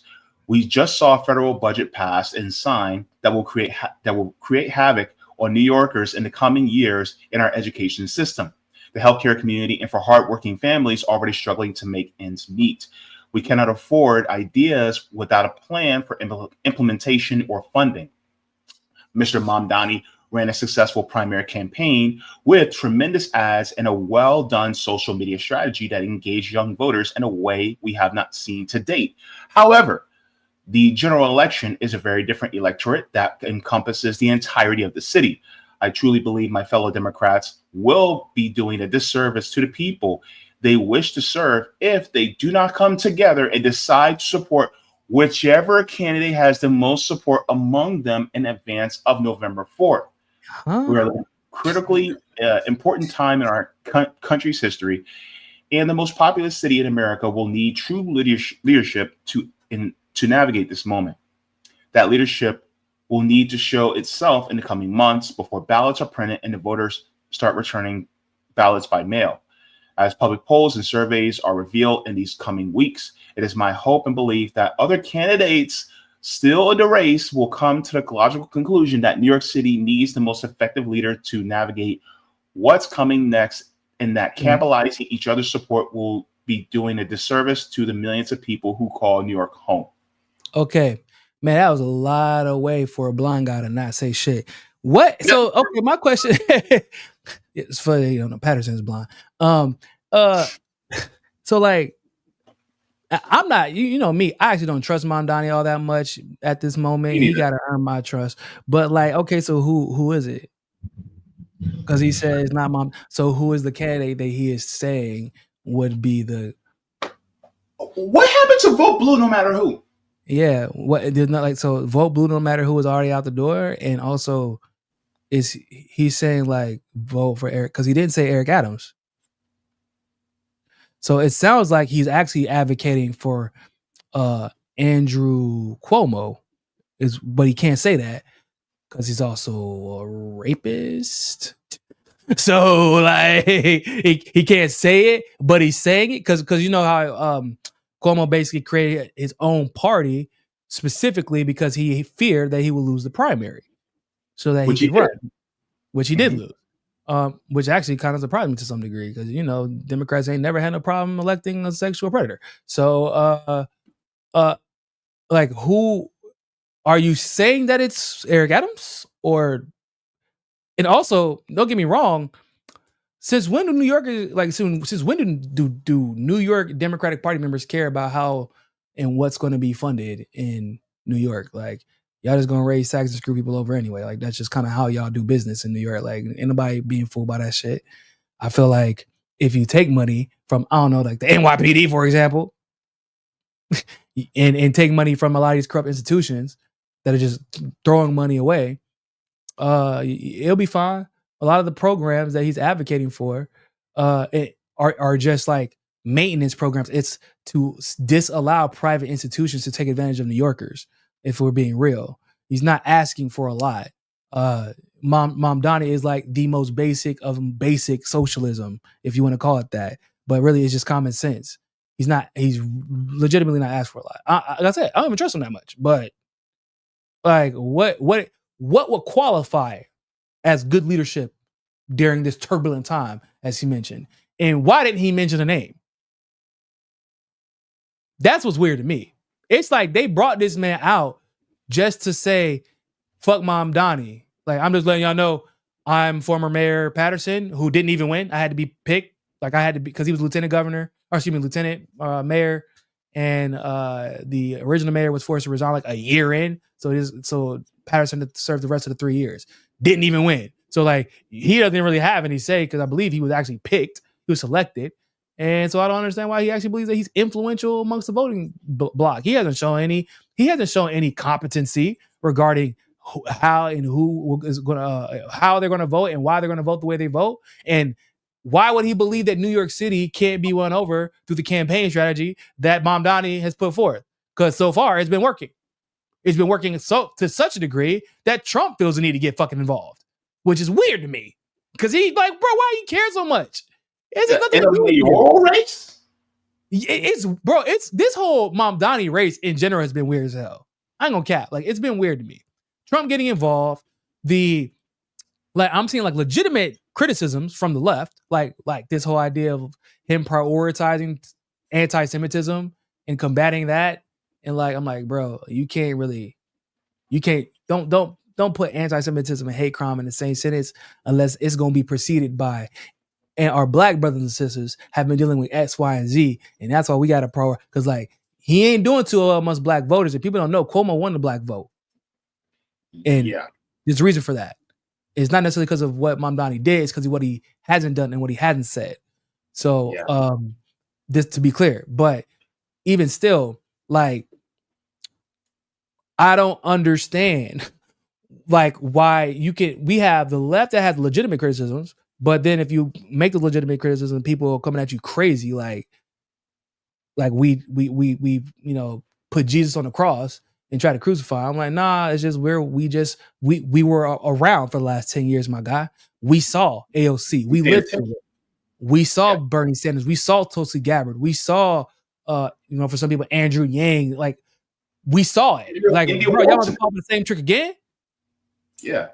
We saw what they did with India Walton. Like, you feel me? Like, not for nothing. Like, he don't remind me of his daddy. I don't get that energy from him. I get opportunists at the moment. And that's just, it is what it is. I'm sorry, but like, you can't be out here thanking Elizabeth Warren for her fucking endorsement. Fuck her. Like, she's a snake. Why are you thanking her? don't ingratiate yourself with any of these motherfuckers. Because what's Elizabeth Warren gonna do? Elizabeth Warren got nothing to do with your race, right? If I'm keeping it real, like, don't talk to them, don't associate. But then you got the right, and they ain't got shit to say about this man except for the fact that he's brown, he's not white, he's brown, and he eats with his hands. Like, these motherfuckers ain't never ate a hot dog or a French fry in their life. Like, bro, they ain't never ate pizza, hot dog, French fry, popsicle. They never ate. I'm like, so y'all ain't got no policy criticisms of this man. It's just he's too brown for y'all. And they saying, and it's crazy because like they keep talking about him like he's from the Middle East, but he's not from the Middle East. His dad's not from he's Ugandan, which is even crazier. I'm like, why the hell they keep talking about this man like because that's how they talk about it. They keep talking about him like he's from the Middle East for real. They keep mentioning it. I'm like, y'all do this motherfucker is Ugandan, right? He's Ugandan. Why do y'all keep speaking about him like he's from Afghanistan? Well, it's because he's brown.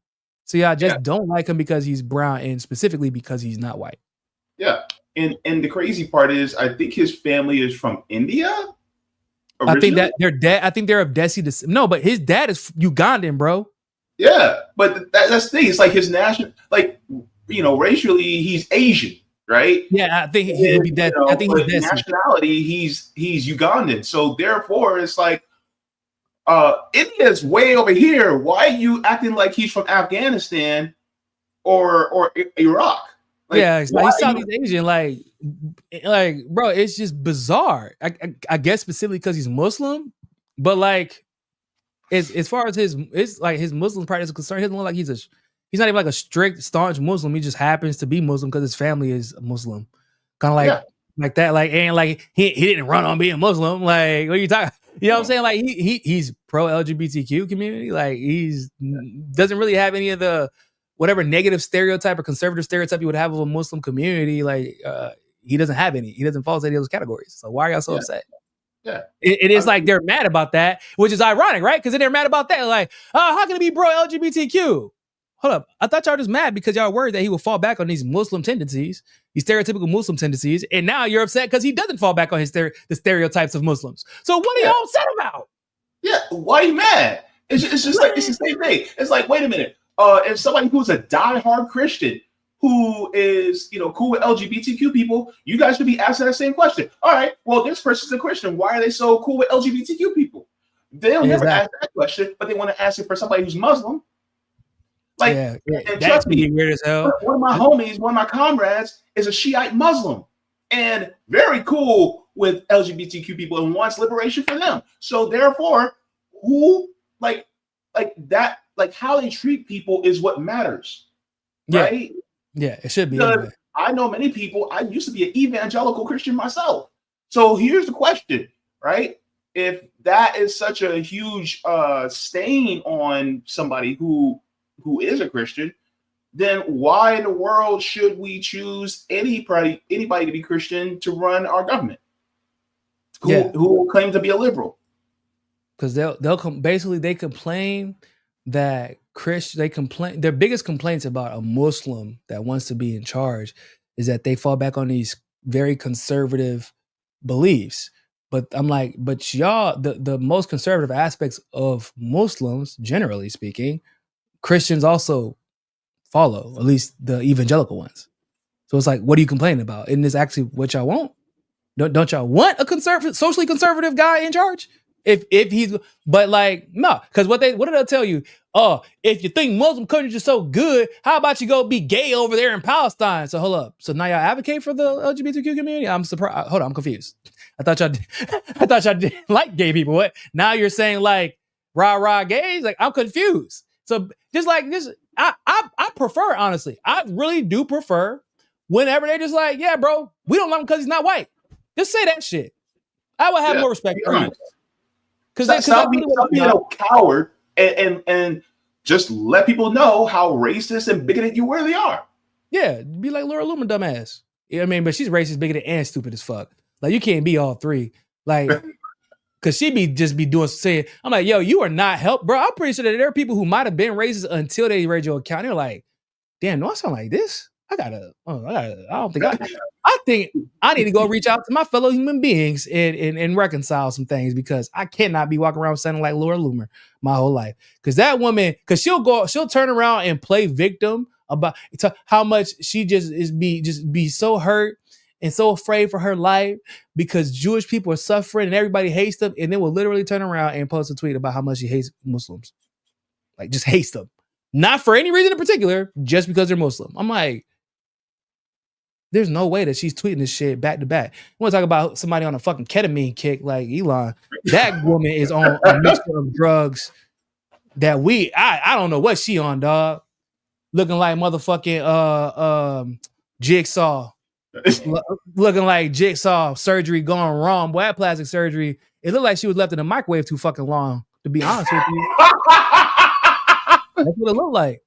It looked like when you leave your plastic, you try to heat some up. You're like, damn, I put that shit on 11 minutes instead of 1 minute. Like, and you ain't go back and check. Cause I be like, the focus on Mamdani, like, dog, I'm telling you, I'm like looking at these tweets, I'm like, y'all really make it hard to not like the dude, because I don't trust him. But like, shit, bro, what is y'all problem? Can y'all make a policy criticism? I would love to have a policy debate about, because New York has a very complicated political ecosystem, and I get that. So like, if y'all want to have a policy conversation about Mamdani, I'm all here for it, bro. Let's debate it. I can't debate 9/11 comparisons, JB. I can't debate that shit. What am I gonna say to that? Like, you a dumb motherfucker, and I gotta move on. I don't know what else to say. Cause I'm like, this is 2025, and y'all like, oh man, in 2001, never forget. In 2025, Mamdani, and they had like a picture of a plane flying, and all that. Like, bro, what? That's what we're doing? That's crazy, dog. And also, you blaming the wrong people. Blame your fucking government, because that's what those people that were flying them planes were working for. So let's keep it a band if we're gonna talk about that. Because those same conservatives that are trying to claim all of a sudden that it was definitely those random Muslims who did it, all of a sudden forgot about all those legitimate conspiracy theories about how our government was involved and Israel was involved. Everybody knows about the dancing Israelis. If you don't know, go look it up. Like, we know who was really responsible for 9/11. And it wasn't some random Muslim from Afghanistan. They had passports. They were already taking flight lessons. And if you really want to look at the intricacies of that whole thing, go look up the case. It was done by Judge Locke. Funny enough, I know this because Judge Locke was actually the guy who presided over the DNC fraud lawsuit. So he was also the one who, because that case against the Saudi Arabians who were involved in 9/11 was based out of Florida too. So that's how I learned about Judge Locke. Yeah, go look it up. It definitely, I mean, shit, you got George Bush out here in fucking Florida reading the book backwards and shit. Like, come on, bro. Let's keep it a band. They ain't got shit to do with no Muslims.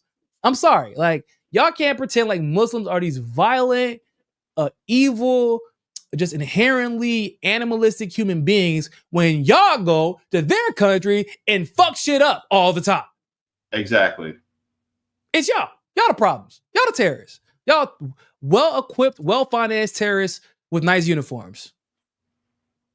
That's it. Yep.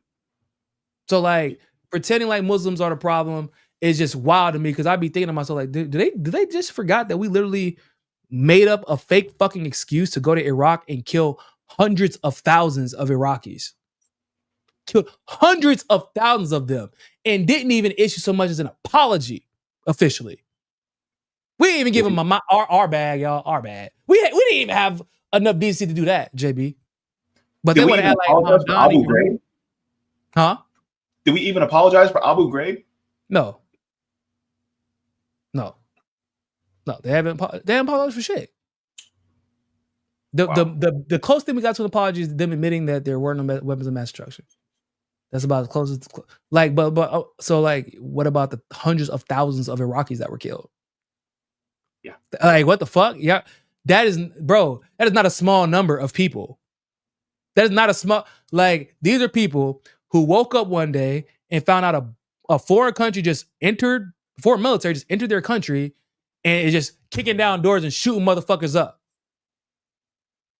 And you don't even know why you kick it, like, because you don't know who working with what they was, it was a clan. They're working with Saddam. They're terrorists. They're this. They're that. They're insurgents. They're this. Like, they was coming up. They were inventing reasons to kick down fucking doors. When they saw somebody with a gun in their hand, they shot them. They ain't stop to think, motherfucker. You ever think they got a gun in their hand because you kicking on their fucking door with a gun in your hand? And you think that they're the problem. You think that they are the animals. Like, if they come to your country, they're gonna cause issues in your society. When you go to their society and you don't kill one, you don't kill two, they ain't like one attack, they ain't like two. No, you killed hundreds of thousands and you did it multiple times in multiple countries. But you worried about that one Muslim that might be mayor of New York. Bruh, that shit's crazy to me. That is like, that is some disillusionment that I am not qualified to assess. But that shit, it never ceases to amaze me how white people have convinced themselves that they are the potential victims of Muslims and Islamic culture. When I'm like, they don't be out. Like, if you go to like the UAE or even Saudi Arabia, as extremely conservative socially as they may be, they don't have the violent crime that we have or that the US has. Like, so are they really the problem? Is it really their culture that's the problem? Good question. But as far as Mamdani is concerned, that letter is hilarious. I'm just, because like, he said all that shit and didn't even name somebody. He's like, we got to get behind whoever's ahead. Okay. Mamdani is the dude that's ahead. What the hell? But if he's ahead, then you should get behind him, is what you're saying? Or are you saying you're mad that he's ahead and we should do what we can to get somebody else ahead of him? Like, I don't, that message. See, I guess that's what happened when you let a blind man write a letter like that. I should stop doing that. That's not cool. But I'm really upset because he's a Democrat. I'm not really upset because he's blind. But like, they brought a man who hasn't won. He did not win his election. That's what's crazy about this. Like, who is he to give an analysis on what the Democrats want during its election in an era? It's a brand new era because when I think he was like from 2002 or some shit like that. Like, it's a brand new era. And your blind ass coming out of nowhere, you ain't write the letter. We know you ain't write it. Somebody else wrote it for you. I ain't stop. And somebody else wrote that shit for you, bro. You ain't write it. But your blind ass come out of nowhere talking about we got his policies aren't good enough. Doesn't even give an explanation as to why. It then says you got to get behind the person who's ahead and doesn't realize that in a lot of polls he's the one who's ahead. But then he doesn't advocate for Eric Adams, even though he's the mayor at the moment. So he's not even celebrating or claiming that Eric Adams is equipped to lead New York into the future. But he also doesn't advocate for Andrew Cuomo, who is the only other effective quote unquote Democrat in the race. So what the fuck are you asking for, my guy?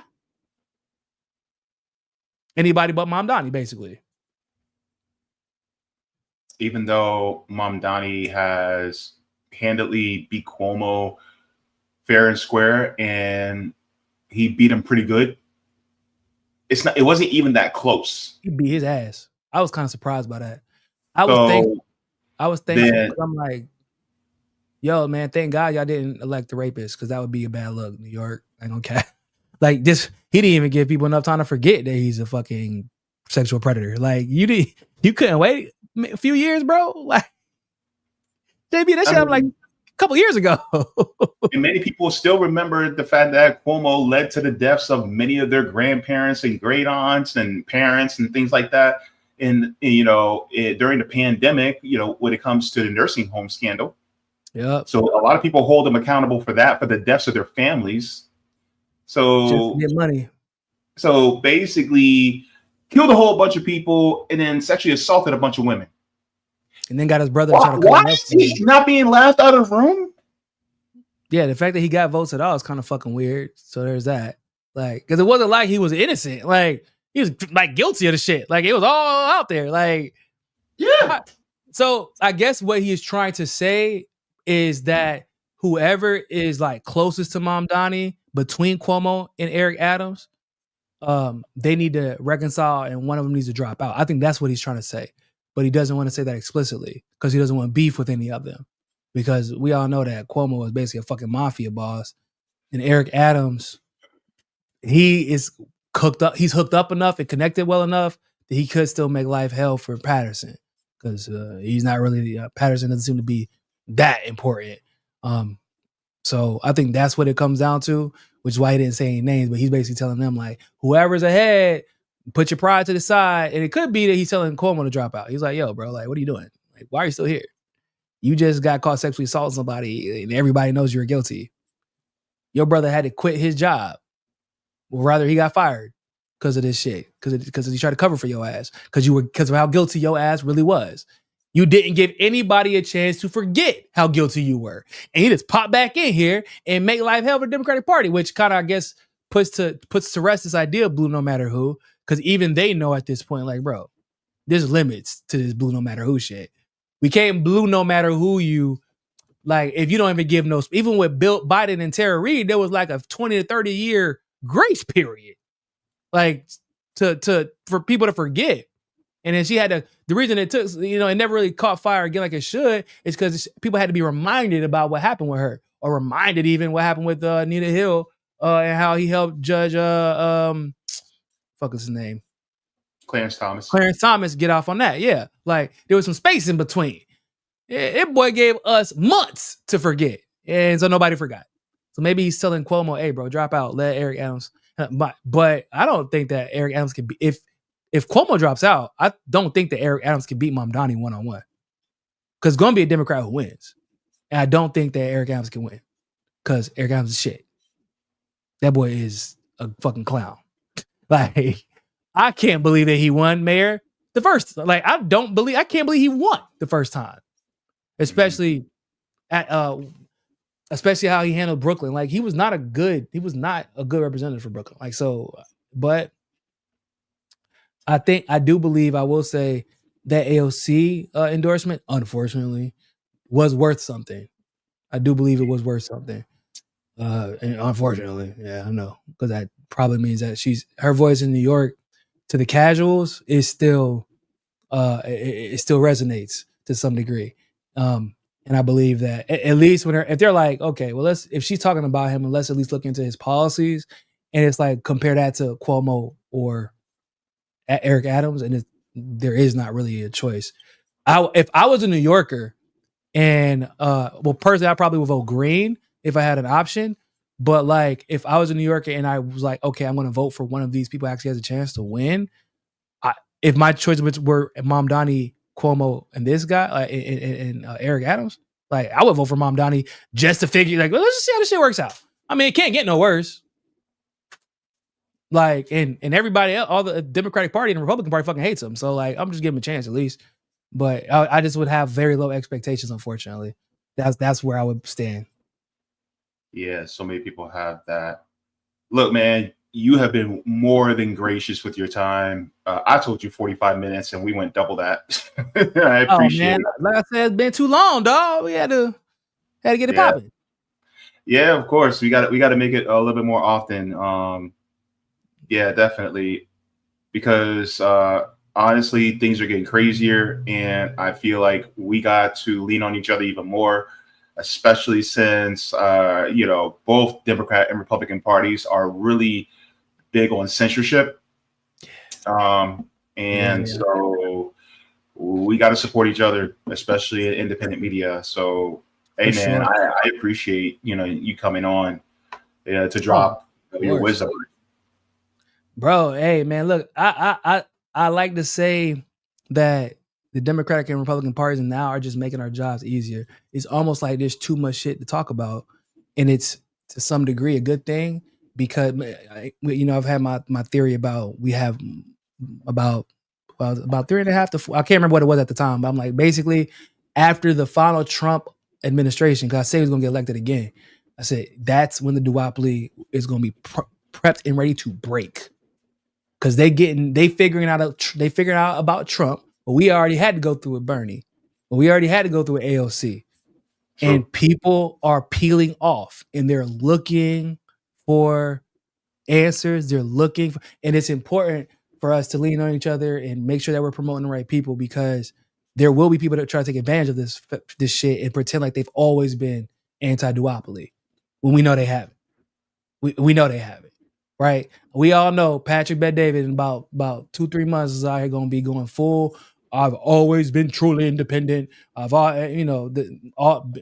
maybe not Ben Shapiro because he answered his masters, but like hell, even like Candace Owens. I mean, to her credit, I guess she made that fucking switch quick. She read the room. That woman read the room fast as hell. I got to give her credit, but at the same time, how she got to that level of popularity it was somewhat disingenuous because we know who she threw under the bus to get the audience that's listening to her now. And it's, you know what I'm saying? Like, and it's very important. Like, I'm like, yo, when I'm looking at people like Candace Owens who got like 1 million subscribers, I'm like, yo, not for nothing. She might be doing great work now, but like, what about the people who have been doing this shit for longer than Candace? Candace has been flipping back and forth between being liberal and Republican since Obama. People don't even know that shit, but it's the truth, right? They flip at convenience, and yeah, right now it might serve us, and I guess you take it for what it is. But then there comes a point where it becomes problematic again because the moment it becomes convenient, what are they gonna do? You know what I'm saying? Like we know how the story ends. So that's why it's important that we start promoting the voices like like JB, Sab, Nick, Garland Nixon. If y'all don't watch Dr. Wilmer Leon's show, go to Dr. Wilmer Leon's channel. Does amazing, absolutely amazing work.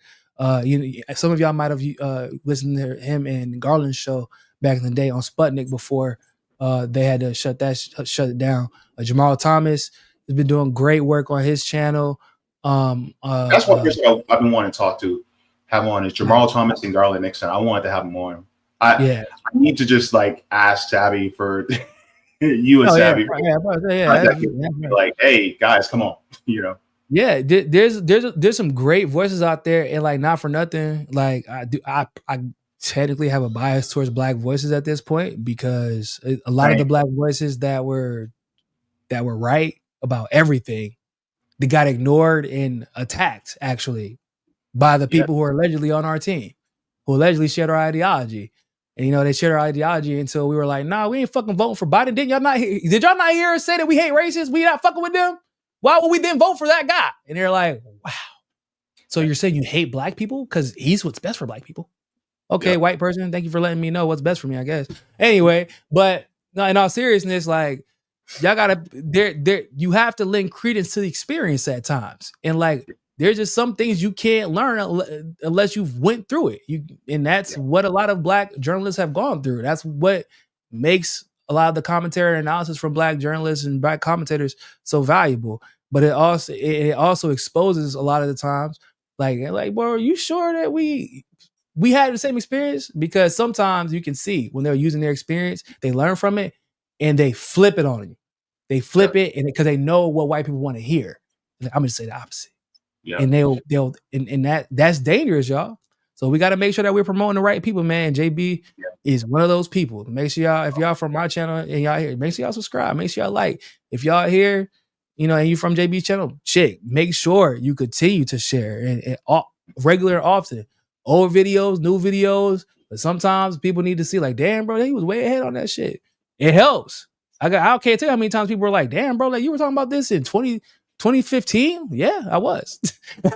In fact, nobody wasn't listening. Let me do this really quick because I'm a full believer of giving people their flowers while they're still alive. So allow me to do this. Niko, one of the first black voices in independent media I ever saw was you. You are the Obi-Wan Kenobi right now. Man, you are the one who was whispering in my ear like, hey, bruh, use the force. And I'm just like, I bet. So that's how I feel. So I just gotta give you your flowers. I fuck with Obi-Wan. Hey, I appreciate that. I fuck with Obi-Wan, but low key, I fuck with Anakin too. People don't really know that, but like the more you watch Star Wars, the more you especially after you see Clone Wars, the series, you're like, man, that motherfucking Anakin won't actually all that wrong. He might have went about it the wrong way, but them Jedi was on some shit. Them Jedi was on some shit. Sometimes you gotta. Sometimes, hey, look at the story of what's his name? Master Qui-Gon. Qui-Gon's master. Oh, Count Dooku. Yeah. Yeah, bro. When you found out like Count Dooku, everything, he was like, nah, he really believed in the shit he was doing. I thought that like he was putting on a front. When I first saw Star Wars Episode 2, I thought he was putting on a front. And then you find out, no, he actually believed in the shit he was doing. He was trying to separate from the government because he saw how corrupt it got. And it just so happened, like the dark side allowed him to do it unimpeded. And so he's like, yeah, I mean, I guess like I'll join y'all motherfuckers, but really I'm trying to liberate these other systems. Like he really believed in that shit. So like, you know, I ain't really all that mad at him. Together we could destroy the Sith. He meant that shit. Yeah, he meant that shit. So like, at first I thought he was bullshit. I'm like, oh no, like actually when you look at his origin, like he dead ass wanted to destroy the Sith because he believes that they were also a part of that system. So he was just using them as a means to an end. So like, yeah, man, like, but nah, when you really be going back and if you watch Star Wars from like a political perspective, dog, that shit almost becomes too much. You like it almost becomes worrisome because you feel like, damn, or like we always just doomed to make the same fucking cyclical mistakes over and over and over again because that's what happens. And it's like, damn, it don't matter how much power you have and in what way you have the ability to wield that power. It seems like it's the same shit. It's the same shit over and over again. So, but yeah, man, I'll get up out of here. But appreciate you, man. Appreciate it. And yeah, dog, it's it's been amazing just to watch how much Black voices have grown really since I came into the game. Because like you said, it was like just me basically and one other person, and it started to grow into more and more. And like being able to watch that, from afar, it's like, damn, bro. Because I was getting worried for a little bit, and because people were getting chased out. People were getting chased out of the game, dog, because of how they were getting treated by their colleagues, right? By people who were supposed to be on our side, people who call themselves allies. You know, I don't really get chased out easily. I just double down. So that was I guess you could call it my gift. I was just like, oh, so that's how you're going to get down? That's cool. I'm just going to piss y'all off even more then. I'm just going to tell even more the truth. So, and that's really the way you get through it, dog. You just, if you feel like, you tired, I've learned that just getting on the camera and just telling the truth, that shit is like therapy sometimes. That's why I love my audience. I like, bro, y'all don't even know. I be having a stressful day and I'm like, sometimes I be dreading doing my show until I get on camera and I start talking to everybody. I'm like, I don't know why I was stressing. Like, I forgot. I love talking to y'all. Like, y'all the only ones that keep me sane sometimes, right? Yep. So, but let me get up out of here, man. I appreciate you, dog. Thank you so much, man. It's always an honor and a privilege to have you. For sure, bro. All right. Take care. Bye-bye. Whew. What a combo. Guys, thank you so very much for staying for that. Appreciate it very much. Look, hey, go ahead, give a like to the stream. Thank you so very much to Niko for coming in. Extremely generous with his time. I feel blessed. So thank you very much. If you guys have not already, go ahead and give a like to the stream. We got more show to go. So we're going to get into it. First, you know what? I forgot to do something. Hang on. Oof, JB. Oof. I'm gonna get in trouble. Oh my goodness. All right, let me see.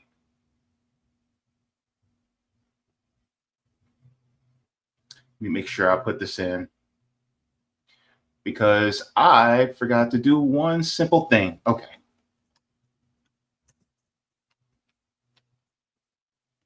Let me see. Sure.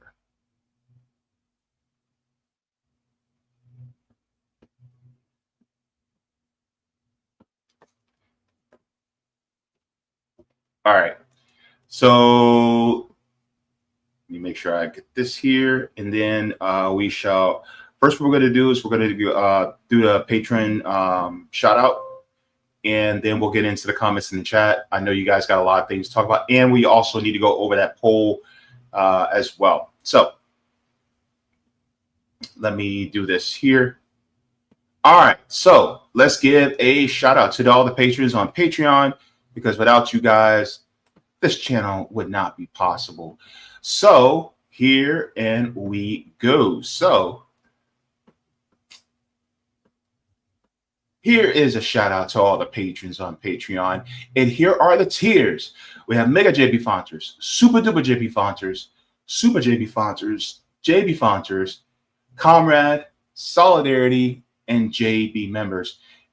And a welcome to a new member, Terry Connolly. Thank you so very much for becoming a new member on Patreon. Appreciate it very much. You guys keep the lights on and make sure that I'm able to keep doing what I'm doing.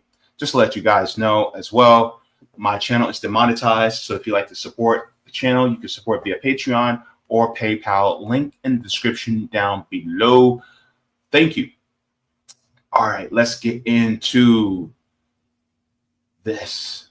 All right, let's go to the comments. I checked the Rumble side. We're already good on Rumble. Let's go into the rest. So there are quick hellos, and then we'll move on to the next subject. All right. We have Edward saying, "What's up, JB? Good to see you, Edward." Edward says, "Sure, the billionaires are worried about Mamdani being the next mayor of New York, which I love when the elites squirm about having to pay taxes. However, I see him as another AOC." Yeah, that is another thing that we see, you know, like we talked about it last week. I talked about it last week with Vay from Real Orlando. And so it is an issue. All right. We have Jacqueline coming in saying, "Hey, JB, Niko. Hey, everyone." Terry Conley says, "Good afternoon, JB and comrades." We have Corbin coming in saying, "Love and forehead kisses to JB and Niko." All right. Thank you so very much. Leroy coming in hot says, "Tap the like for some real ones, y'all." Thank you very much. Roger.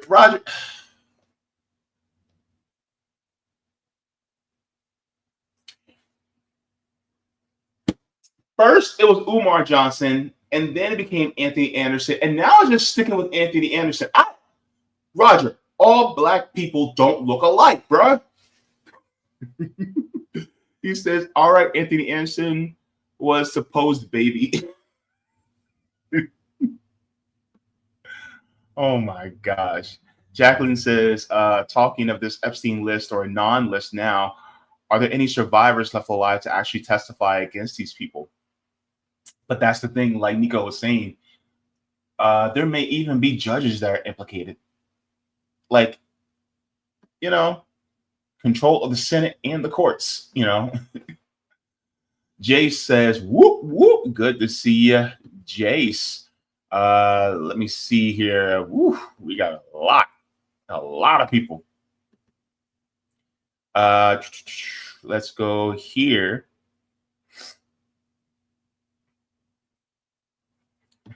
Rondo said, "Maxwell was like Biggie, not needing to write anything down." She wrote it down. They just don't want to show it. Cobra Commander says, "The Black Book itself is a lie. There's not a physical notebook of sorts. You know how I can tell? Because Jackson High Joe has it. Figure that ish out."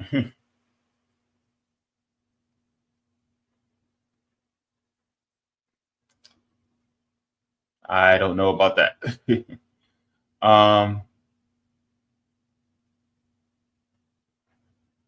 You see. Let's go to Markov says, "How are you?" I am good. I can't wait to get to the rest of my lunch because I had to skip.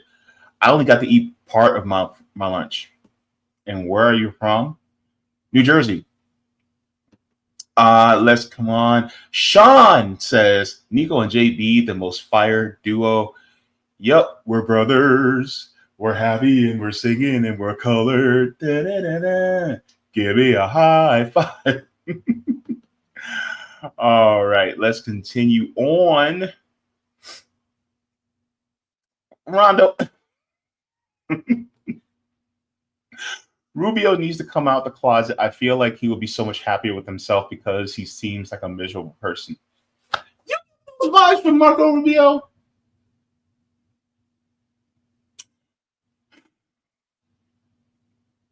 I can see it.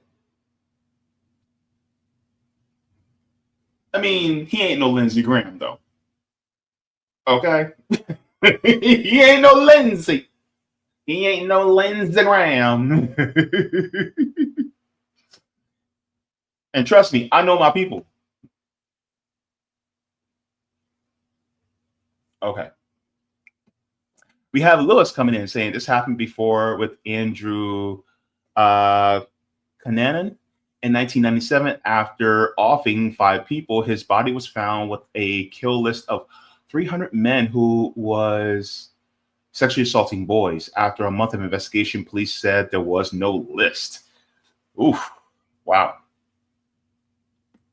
Edward says Iran doesn't want war. Israel and the U.S. does to take over the Middle East, especially the oil. Yeah, because Iran has a ton of oil. One of the biggest oil producers in the world. Of course they want that. Let me see. Jay says destabilize the government so the U.S. companies can pay gangs to protect their assets. Yeah, and some of these, a lot of them want to use like mercenaries so the government can say, hey, it wasn't us, but at the same time, they're paying, you know, if you go through the paper trail, they're the ones that are paying the mercenaries to be able to do what the government or the military would do instead. John Kemper, aka Blue Marble, aka Adam Bashir, coming in saying all these clowns, world distractions. Yep, they are weapons of mass distraction. All right. Let me see here. Vera says 100% Niko. Yes, Vera. Thank you so very much. ACAB includes ICE and Border Patrol said this is a great convo. Glad Niko is here. Me too.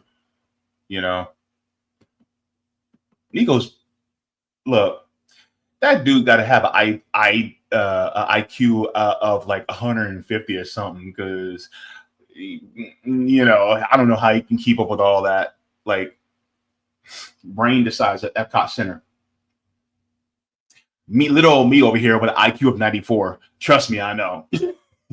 So it's crazy. I'm like right there at either average or slightly below average. Sometimes I wonder how I can run with these brilliant people.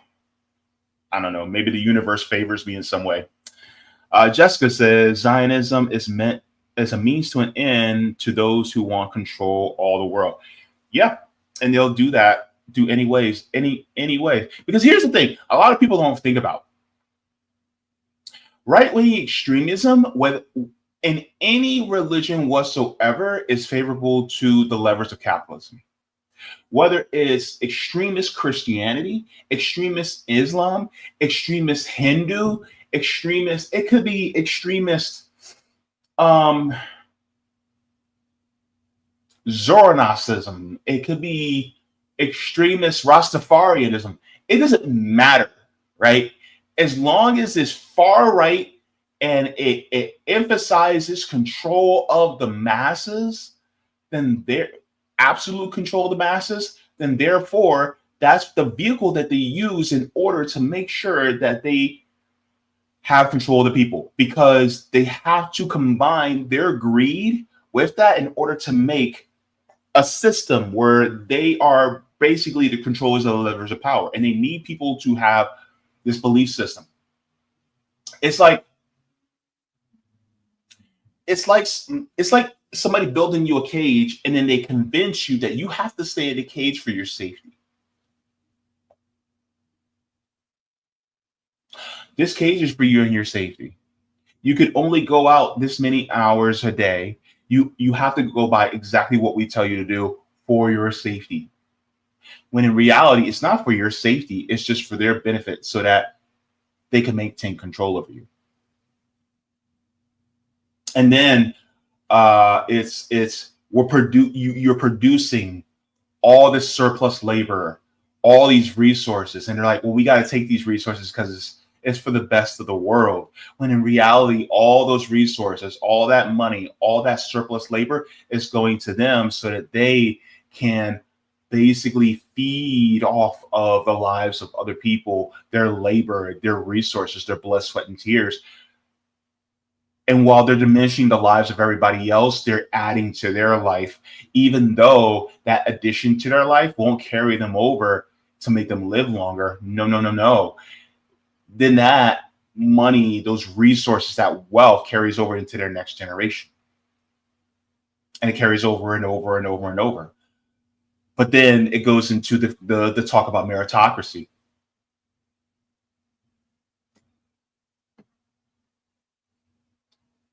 And in the issue of meritocracy, there is no meritocracy, because then you start giving all your resources to the younger generation, which they didn't have to do a damn thing in order to earn it, right? So therefore, the whole issue of meritocracy actually goes out the window. Donald Trump's kids and Joe Biden's kids being able to get where they're at financially was not through meritocracy. And yet he's the one who's preaching, oh, we need to have meritocracy. All right, you first. And we're going to talk about meritocracy. Why aren't we talking about the people who maintain this land as stewards, but then most of their people were wiped out through genocide? If we're talking about meritocracy, why don't we just give it back to them? Because they were the ones who were maintaining this land before settlers came in. If we're going to talk about meritocracy, why aren't you giving reparations to freedmen, who our ancestors were the ones who actually created and made the wealth of this country? It is what it is. We provided the basis for what this country could be as far as wealth and power. And so therefore, whenever we came back and said, hey, give us our surplus labor, give us the land that you said that we were going to give us, the Special Field Order number 15, you guys said kick rocks. And so therefore, the people who didn't deserve the meritocracy end up getting the wealth that it was. And you can actually go ahead and research this yourself, that former slaveholders were actually given reparations instead of the people who were actually enslaved. And so therefore, meritocracy has never existed in this country. It has not existed. It has never existed in this country at all. At all. America is not a meritocratic society.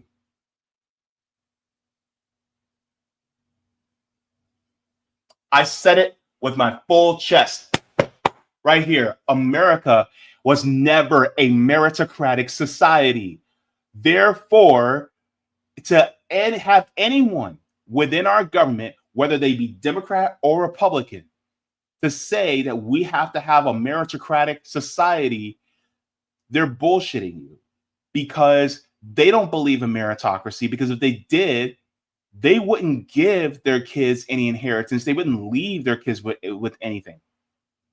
And in fact, if they truly believed in meritocracy, they would have given the reparations to the freedmen at that point in time.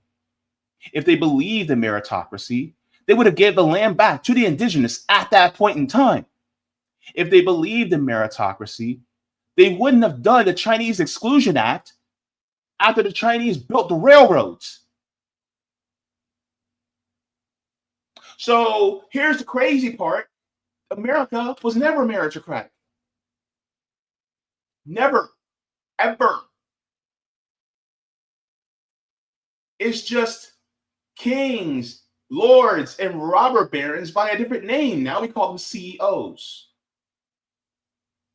Now we call them owners, capitalists, captains of industry. That's all we call them now. Their kids are Nepo babies. Their kids are trust fund babies. They're the princesses and the princesses, the royalties. That's all they are. And the moment we propose a system that is different than that, where the people have actual power, where the people have actual real meritocracy, guess what they do? Oh no, we can't have that. What would that do to the job creators? Never mind the wealth creators. The wealth creators being you, me, and your mama, and your daddy, and your brother, and your sister, and your kids. The ones who actually produce the wealth in this country. Oh no, no, no. We can't get what's truly due to us.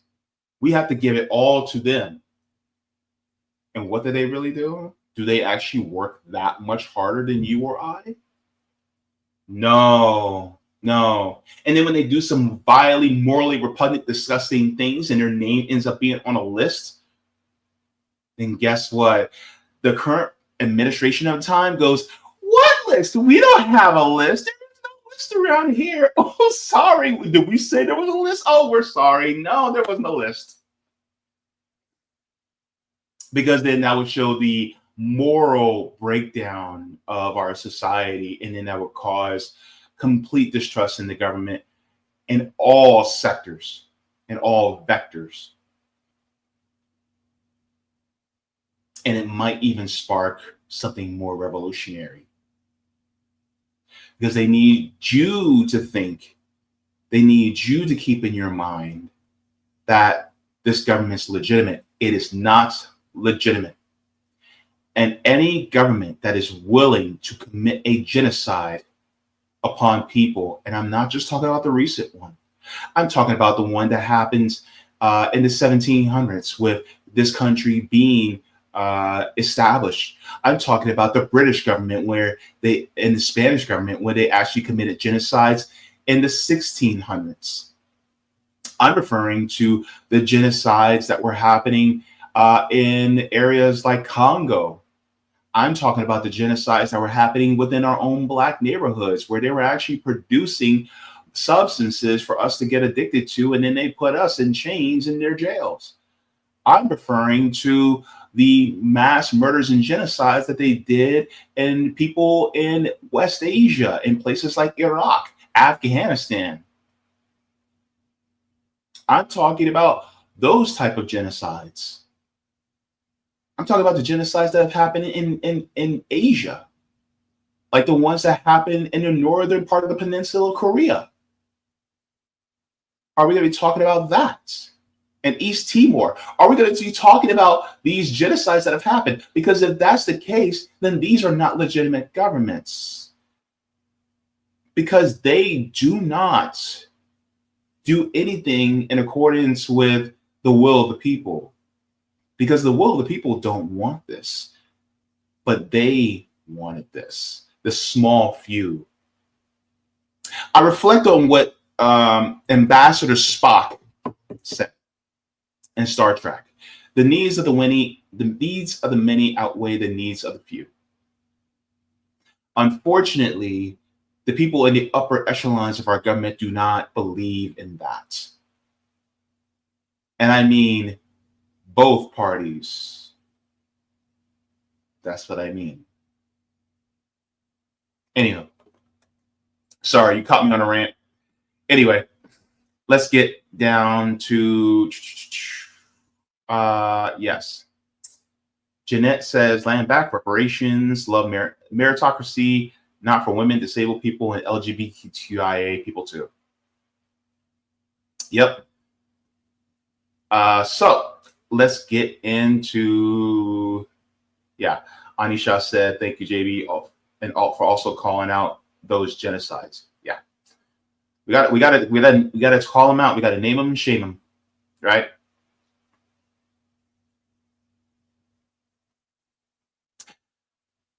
Let's get into the next one. So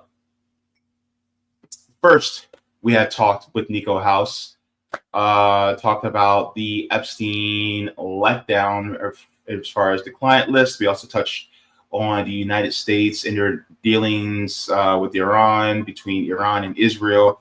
Then we talked about Zohran Mamdani being undercut by his own party. So we got into that.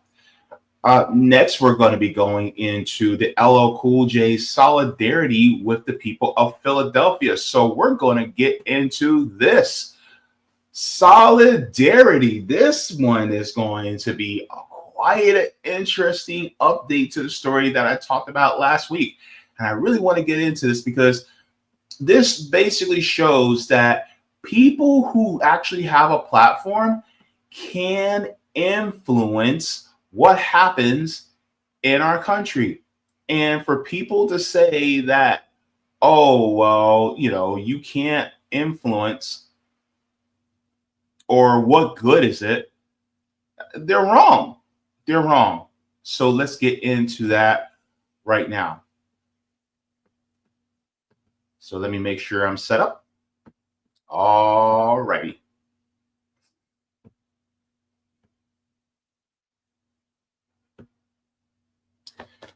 So last week I brought up the story about what's going on in Philadelphia, about how the union for the city municipal workers are gone on strike.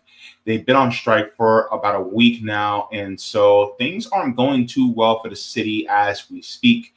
In fact, right now, what we can see is that the city is not doing the best. So I talked about how this would happen, and I'm actually glad that the workers have gone on strike, because people need people, and by people I mean especially the upper levels of government, with the mayor, city council, and the people who are in control of the levers of government, need to see that these people are essential to the running of this city. And if they do not get the pay that they deserve, the pay a living wage in order to be able to work and provide for themselves and their families, then the city gets shut down, and the city has been shut down. So let's take a look at this. Philly's biggest union shuts down the city. Let's go into it. Look at this, bro. Grass, trash. Grass, trash. For real, I'm not playing. Get them. The people they money back, give it to them. You call them people criminals, Minnesota. We're not the ones tearing up stuff. We're the ones that repair the stuff. We're the ones that make the city function. Philadelphia works because we do. For far too long, for 30 years plus, District Council 33 has received minimal increases in their wages. It doesn't keep up with the cost of living in Philadelphia. We are here just trying to make some noise to let Mayor Parker know that we need a fair contract. So hopefully Mayor Parker understand how important we are, and she will pull it together. The cost of living inside this city goes up daily. Everything is up. Utilities are up. Everything is up but our paycheck. This is just simply about trying to provide for your families and living inside this city. A victory for District Council 33 is a victory for Philadelphia. It's a victory for all working people. Ooh-wee. Okay, so right now it is really getting hairy out there in the city of Philadelphia, especially now because you have a lot of things that are going down, especially as far as trash pickup.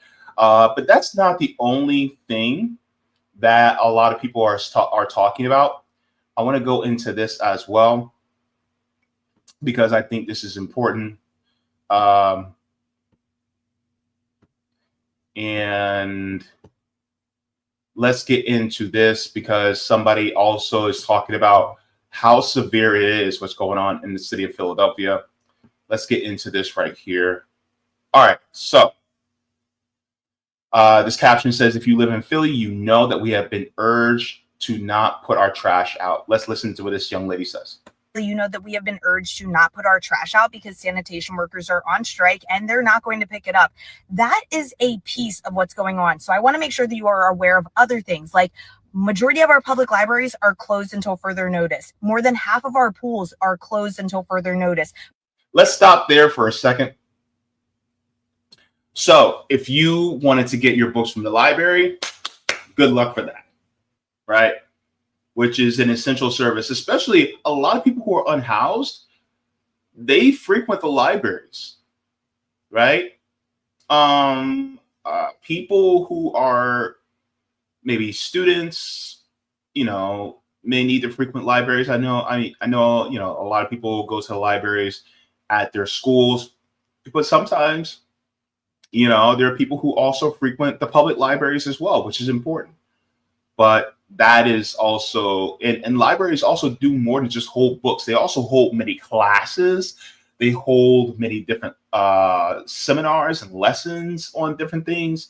So that's, something that has been taken down because the city does not want to pay workers, including librarians, like they should be paid. So, and then on top of that, you have more city services that are not being utilized or being worked because of the workers not being paid enough. Like, for instance, the pools. For instance, we are in the middle of summer right now. It is hot. And the thing is, like, most of the pools, because they actually have city pools, for public pools for their people. And if those pools are not operated, well, guess what? People are, it's kind of hard to do that in a place where, you don't have a beach close by, right? Pennsylvania is pretty much landlocked for the most part. And so the closest beach is Atlantic City, which means you would have to cross the Ben Franklin Bridge and go all the way through New Jersey to the East Coast. And so are people in Philly going to be able to do that? Not everybody can jump in a car and drive all the way to Atlantic City. They just can't. So let's continue on.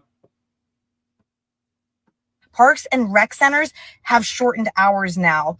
911 dispatch centers are going to have longer wait times when you call in. Public health centers also impacted. This impacts so many things because these workers are essential to our city. Mayor Parker, pay these people. This is long overdue. And if you are considering taking your trash to one of the drop-off centers that Mayor Parker has suggested us take our trash to, I hope that you reconsider, because that is going to be crossing the picket and showing that you're not in solidarity with District 33 and that you don't support the workers and what they're asking for. Please hold on to your trash. Let's hope that Mayor Parker gets it together, because if she can pay herself a raise, she can pay her. If you live in Philly, you know that we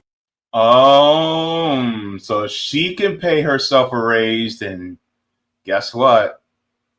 They can get one too. And that's the thing. Like, unfortunately, you're going to have to let the trash pile up. Now, is that a hazard? Yes. Well, you know what else is a hazard? The people who are responsible for making sure that that's cleared, not being paid enough in order to be able to live. And so this is what's happening right now in the city of Philadelphia. Now, there has been a very famous, legendary ally that has come forth out of New York, right? Shout out to all you New Yorkers, because rap legend himself, LL Cool J, aka James Todd Smith, decided to speak out on it. Take it away, Jay. Yo, so I understand there's a lot going on in Philadelphia right now, and I never ever want to disappoint my fans, and especially in Philadelphia. Y'all mean too much to me, but there's absolutely no way that I could perform, cross a picket line, and pick up money when I know that people are out there fighting for a living wage. I'm not doing that. You know what I'm saying? I've been coming to Philly my whole life. I have respect for the city, you know what I'm saying, of course. And I hope that, the mayor and the city can make a deal. I hope it works out. I'm still gonna come to Philly in case it works out. I'm gonna be in town, y'all. But I'm just letting you know, I'm not gonna cross a picket line and perform for money when people are hurting. That's it. So I love y'all. I'm on my way to Philly, and peace and love.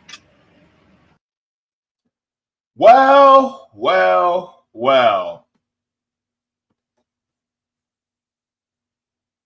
Everybody get your heads sprung. Everybody get your heads sprung. Everybody get your heads sprung. I'm telling yo, oh my goodness. Boy. Look, this is like, okay, so of course, like, I don't believe in celebrity worship at all.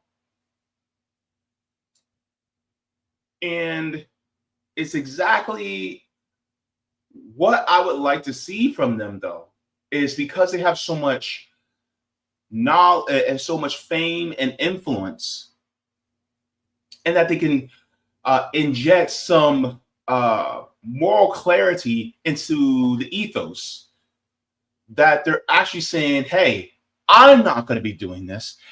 And then it can influence people to go, you know what? I'm not going to cross the picket line either.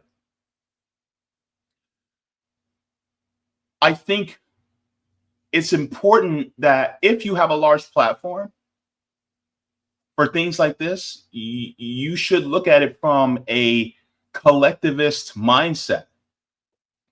Because real talk, let's think about it just from a self-centered type of way, right? If people can't afford to come to your show, how are you going to get paid?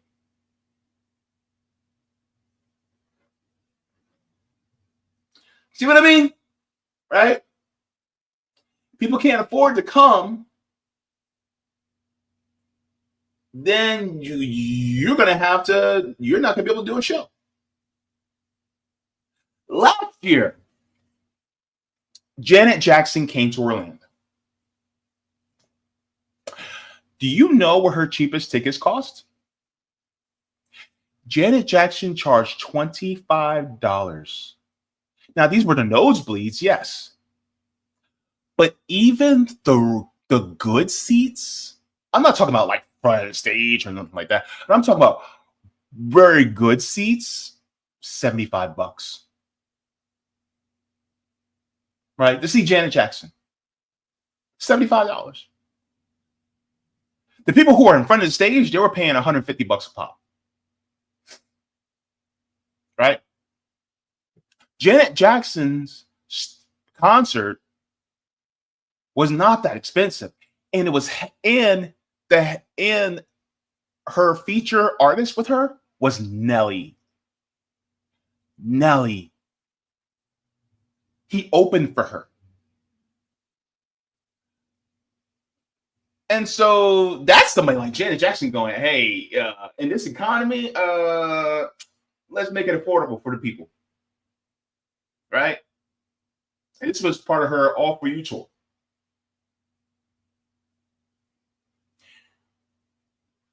Realizing that the people are the ones who make you what you are as an artist or as somebody who's famous, you realize the collective power of the people, right?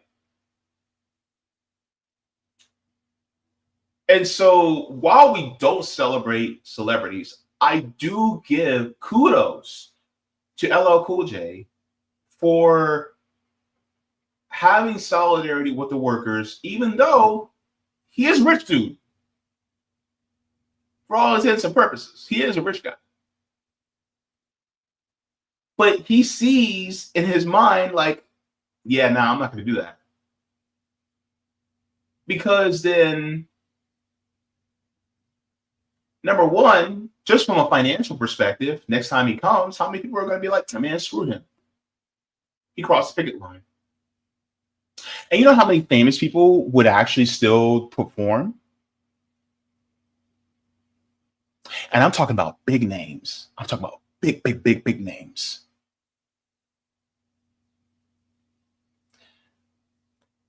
And so I'm hoping to see more. And this is why it is more important for people who are of fame, who are artists, whether they be actors, whether they be musicians, whether they be, artists. It's important for them to take a stand somewhere. And this is what I appreciate. Now, LL Cool J wasn't the only person. Let's get into this as well, because I think this is also very important. Here is Kim Kelly. She says, Philly's own R&B queen Jasmine Sullivan has canceled her headlining set at today's Welcome America concert in solidarity with AFSCME 33 workers. It says, until the city and union find a way to bring fair living wages to our working class, I love my city and believe in you. Let's read what Jasmine Sullivan said.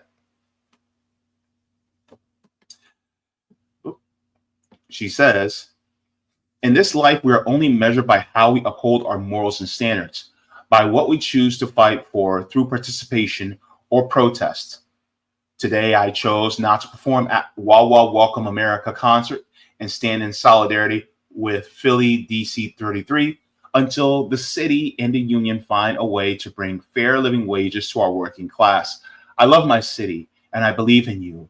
Hopefully, we will get to celebrate when things are better, Jazz.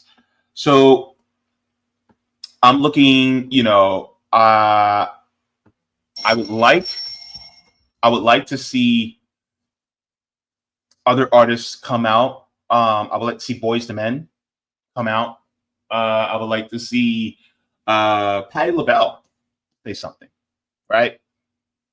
I would like to see Jill Scott, right? I would like to see them say something, right? And it doesn't have to be anybody exactly from Philadelphia, like Queen Latifah, Jersey Girl, Homegirl, where you at? Right? I would like to see her say something, right? It doesn't have to be that you're performing. I would like to see you just as an artist say something in regards to the city shut down. Like, this is wrong and you need to pay these people. Put the pressure on the city to make sure that the city workers actually get what they deserve. And that's why I think it is so important for people who have larger platforms. Because look, hey, I'm just about to hit 5,100 subs, right? I'm not there yet. Subscribe, by the way. But I'm not there yet. But I can speak out about it, right? So people who have way more can speak out about it. And this isn't a left-right issue. This is a workers' issue. Because here's the thing. If you're somebody who considers yourself to be conservative, if somebody is working for the city, and if they have to pick up a second job just to make ends meet, how can they spend time with their families? How can they afford a home? You literally work for a city and you're not going to pay them a living wage in order to be able to live in that city where they work? How is that fair? And now, because they stopped, they want you to see the gravity of how much they do. So they're letting your trash pile up. They're letting the 911 calls go a little bit longer. By the way, the people who are now answering the 911 calls are mostly police themselves. Right? You can't go to the library to check out a book now. Go swimming? Well, it's only a couple of swimming pools that are open, which means your closest one you can't get to.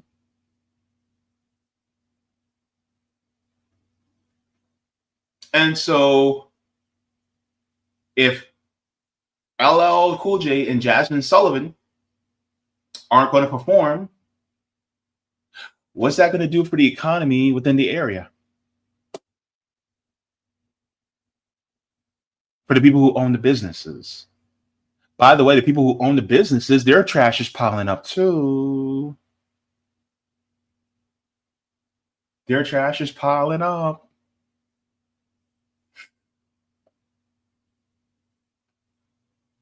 So what to do? And I think it's important that we have these artists and people who are more notable to say, you know what? No, we're not going to cross that picket line straight.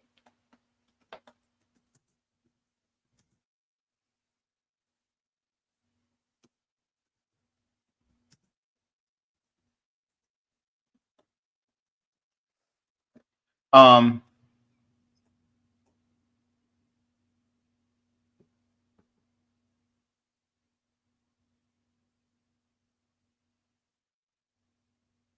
me see.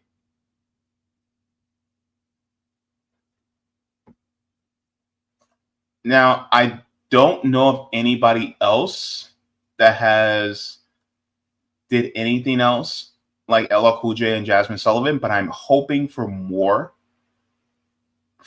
people to come out and say, you know what? We need more, we need to support and get behind this as well. But I don't know of anybody else. If you guys know of anybody who is also famous that is sitting out the coming to Philly and performing, and please let me know in the comments in the chat. But I think this sets a precedent. And it's not just a random artist, right? It's not just some random artist that people don't really know that much. You have a hip hop legend coming out and saying, no, this dude is up there with like Eric B and Rakim, Big Daddy Kane, Dougie Fresh, KRS-One. Like, this dude is up there with them. He was rapping before Will Smith. By the way, Will Smith, where you at? Where you at, Will? In West Philadelphia, born and raised. Them playgrounds are shut down now. I want to hear from the people. Look, my family's in Philly, 45th and Sampson, West Philadelphia. My grandmother and my mama were born in Philly. I'm from across the bridge in Camden. Look, let me tell you. Where you all at? City High. Where you at? Pink. Where you at? Right? Where are some of these artists that are supposedly proud of being from Philadelphia? What about them? I don't hear anything from them. Miss Patty, come on now. All you got to do is send out a tweet, make a phone call to the local TV station, or just get on your phone and post a quick video. And that's it. And that can move people. Come on, Miss Patty. I know you got it in you. Right? You love your city. You love your city so much you never left. You still live in Philly. You still live in Philly.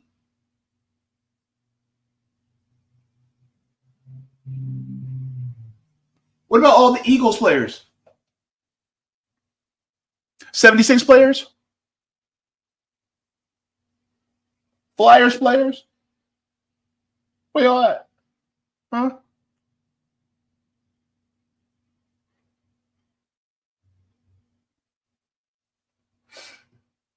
Allen Iverson, you need to come out of retirement and say something. Didn't the Eagles just win the Super Bowl?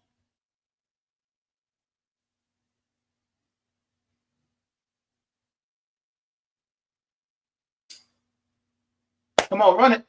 Run it. City High, where y'all at? So this is why I think it's important. But some people won't. And that's the sad part. You know? Paul says, Meek Mill. Meek Mill, where you at? Kevin Hart, where you at, Kevin? Why aren't you even saying nothing? You guys talk about how much you love your city.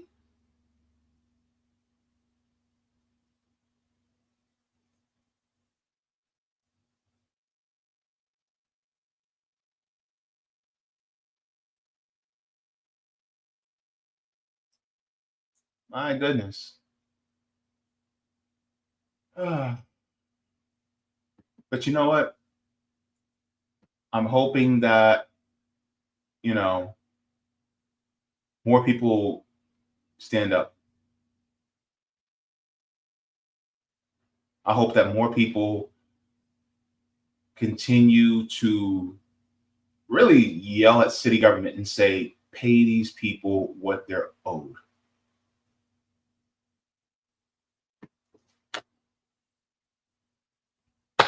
The Roots. Questlove. Hello. Calling Questlove. Where you at, bro?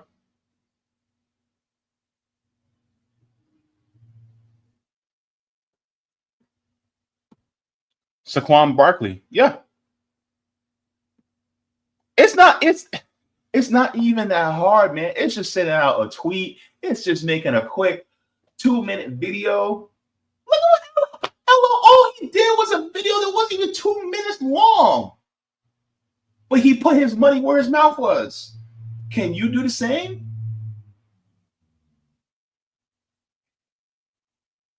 Anywho, solidarity continued with the workers of Philly. Stay strong. People, if you can, support them. If you're in Philadelphia, or hell, if you're in Camden, Lawnside, in New Jersey, cross that bridge, cross either the Walt Whitman or the Ben Franklin. And look, if you got some bottled water, you got some Gatorade, you know how to make some pies, you know how to make some cookies, you know, you got some, because it's hot out there. And if they're picketing, guess what? Take your behind out there, help them out. Look, you know how to make some ices? Go ahead and give them some ices. Right? You know how to bake cookies? Go ahead and bake some cookies. I don't care. Go to ShopRite. Go to ShopRite, buy a pack of cookies and hand them out to them. Do something. Go to Acme. You know, stop by the local Wawa, you know, and get them a little something. But help the workers out so that they can keep going. If they have a solidarity fund, if you got a few extra dollars, contribute to their solidarity fund so they can keep striking until they get what's deserved of them.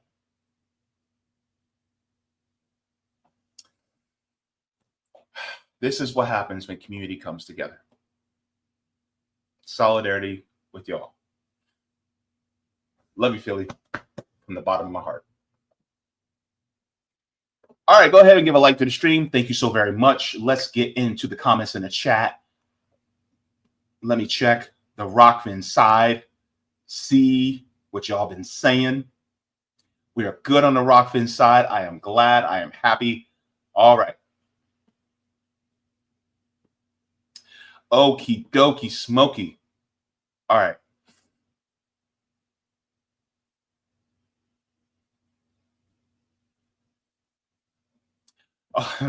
Helpful Harm says, JB, you know the IQ test is rigged Eurocentrism. I mean, I guessed it, yeah. And the thing is, it's like, it's basically, it's based on, like, you only do good if it's something that you're keenly interested in. And plus, mentally, I was kind of out of it when I had that IQ test, you know. And the thing is, like, when you're on dialysis as well, you kind of have a bit of a brain fog too. So maybe it might be higher, but even still, the test itself is, you know, based in Eurocentrism. Also, the BMI is also based in racism. A lot of people don't realize that too, but it's also like BMI, body mass index, and stuff like that. There's a lot of different measurements that are based in racism and white supremacy. So thank you very much for pointing that out. Helpful Harm. Appreciate it. Let me see. Roger Meadow says, I'm excited about your Thursday guest. Yeah. We're going to have on Blue Moon Red Wine. Lucy, she's going to be joining us for a segment on RBN for the Savvy and JB show. So that should be a good conversation. Let's go into, see.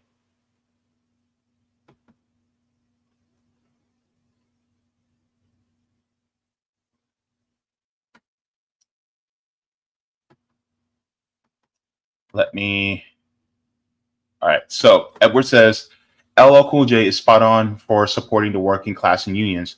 On the other hand, 50 Cent wanted to pay anyone $200,000 to not vote for Mamdani because Zohran was going to tax the rich.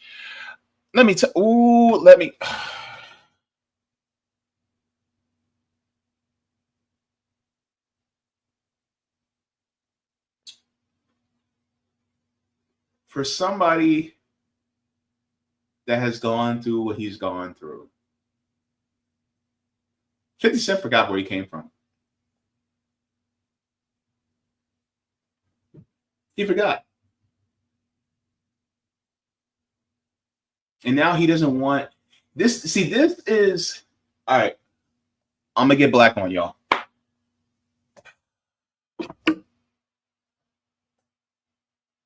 This is the type of nigga that actually pulls up the ladder behind him and doesn't give a shit about anybody else.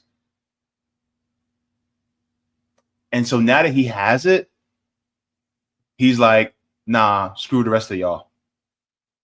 And this is the type of people who I look at 50 Cent and I'm just like, nah, bro, you're not a good person because you only care about yourself. You're self-centered as hell. And he's basically like, I just got to focus on me. When really it wasn't you that just put you in your position. It was the people. It was collectively people put you in that position. And yet, you want to screw over the poorer people because they want something that it's not even extreme. It's not even radical. It's common sense. And you got a problem with it. Just because you may not be able to buy that next Bugatti next year. Fuck you and your Bugatti. I'm sorry. I'm calling out. Screw you and your Maybach. Nah, the hell with it. Because it's the people who got you that Bugatti. It's the people who got you that Maybach. It's the people who got you that Rolls Royce Phantom. It's the people who got you that. And now the people are suffering. And now you want to turn your back on them. This is why I say the celebrity worship needs to end, including some of y'all that like to worship Beyonce. I'm calling it out. I don't care. Cry to your big bone mama about it. Because trust, she don't care about y'all neither. Jay-Z don't care about y'all. Rihanna don't care about y'all. Tyler Perry don't care about y'all. Oprah Winfrey don't care about y'all. Byron Allen don't care about y'all. They don't. I don't care where they're from. They could be a black immigrant. They could be a freedman. I don't care. Because the thing is, the problem is that they don't have solidarity with people. And if you don't have solidarity with the people, you ain't like us.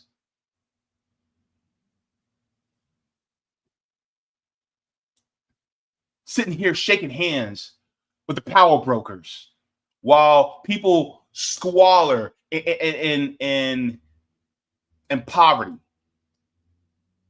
And all because you became the exception rather than the rule. Oh, well, I made it. You turn your back on people. Nah, bro. Nah.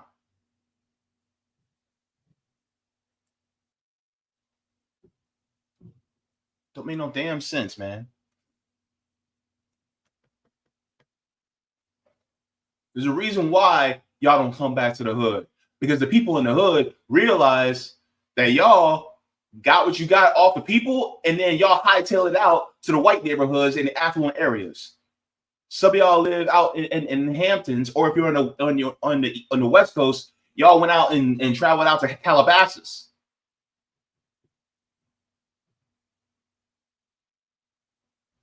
Because when it came to feeding off the people in the hoods, y'all fine, but y'all want to be around the people y'all feed off of.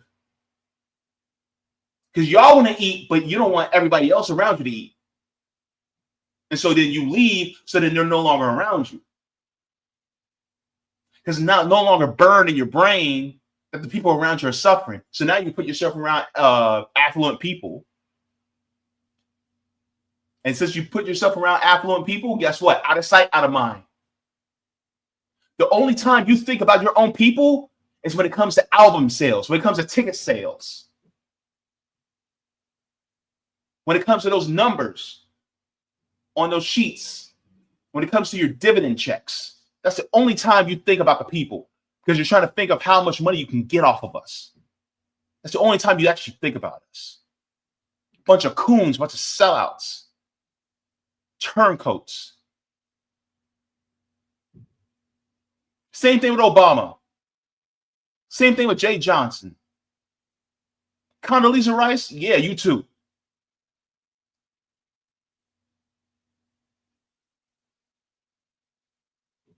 Whether they be politicians, artists, TV personalities, I don't care. A sellout's a sellout. Black faces in high places ain't going to save us. They never have and they never will.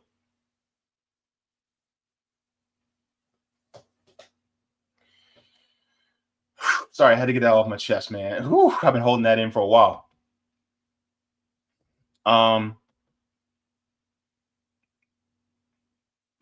Sean Rocker says always sunny in Philly, but not in a good way. Yeah. Exactly. Lewis says going to see the Eagles football team stand up. Exactly. Like, where are they? Where are they at? Right?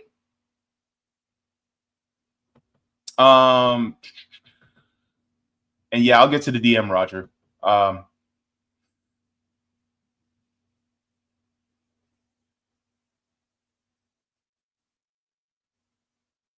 Yeah, Marlo says, Ryan, you right, the money talks. If we see hella 100,000 donations all of a sudden, but just disappointing, the radio silence on all levels. Yeah.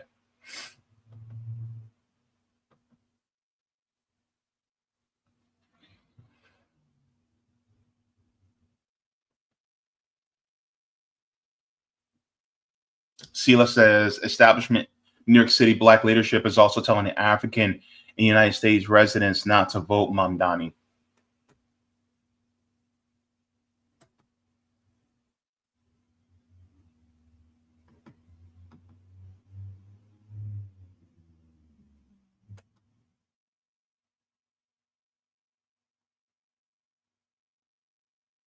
All right. So, and then Sensei says, it's useful to see how other political views think when asked questions. Check Walter Masterson. He's a comedian that asks questions to people attending Republican rallies. Yeah. My question, though, is I don't see Walter Masterson at many Democrat rallies when it comes to, I think I saw him one time. I don't know if it was him or somebody else, but they were at the DNC convention. They asked DNC goers about Kamala Harris's policies, and they couldn't name one policy. My thing is like Walter Masterson should also do the same thing to people who are Democrats. Like, I'm glad you're showing the hypocrisy of Republicans and people in MAGA, but you also need to show the hypocrisy of people in the Democratic Party too. Especially those ones who mock the deaths of people who were killed in the floods in Texas. Because those are some heartless ghouls. Those are some, morally repugnant human beings that don't give a damn about people unless they vote blue. And these are the same people who will be like, oh my God, well, you voted for Donald Trump, so you're siding with racism. And that's when I go, oh my God, you voted for Kamala Harris. That means you're siding with genocide. So does that make you better? My thing is, both sides are trash. Both. Oh my God, I'm about to go into another rant. Stop, JB. Stop. But that's the thing. Like, I would like to see Walter Masterson actually see the hypocrisy of the Democrats as well and call them out too. And not just corporate Democrats, all of them, every single one, including Bernie Sanders, including AOC, including Pramila Jayapal, including Ilhan Omar. All of them. Why are you sticking with a party that greenlit a genocide? You talk all day about white supremacy, and yet you're sticking with a party that, let me check my notes, does white supremacy?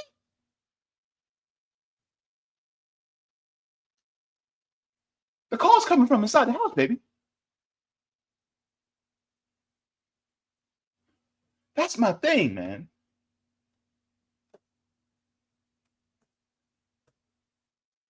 It was delicious, and I got leftovers, and I'm gonna have it tonight. It was damn good. Oh, by the way, before I get into Roger's comment, look, let me tell you something about that chili.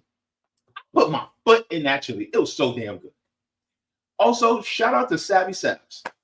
Well, you know why I want to give her a shout out? Because she suggested, instead of using sour cream, use plain Greek yogurt. So I was like, all right, I'll try it out. Baby. It is good. Like the Bible said, and the Lord saw it, and he said it was good. It was good. I'm telling you, it is a great replacement. A great replacement for sour cream. It is higher in protein. It's a great replacement. So yeah, and try to get the higher protein Greek yogurt, the one that's like 20 grams. If you want to up your protein, look, guys, I'm actually counting calories now. Gosh, I know, but I'm trying to be the best version of myself. But yeah. So, anyways, thank you for asking the question. All right, so let me get into comment from Roger. Okay.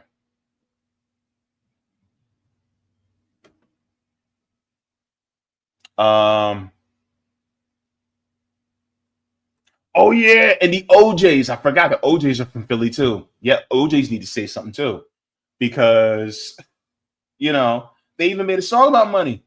Some people got to have it. Hey, hey, hey. Some people really need it. Some of y'all do things, bad things with it. Dun, dun, dun, dun. Some of y'all do things, good things with it. Dun, dun, dun, dun. Y'all know. So why aren't y'all speaking out? Anywho,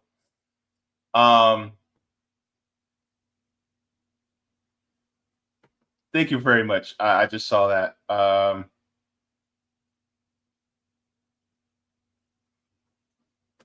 right, let me share this.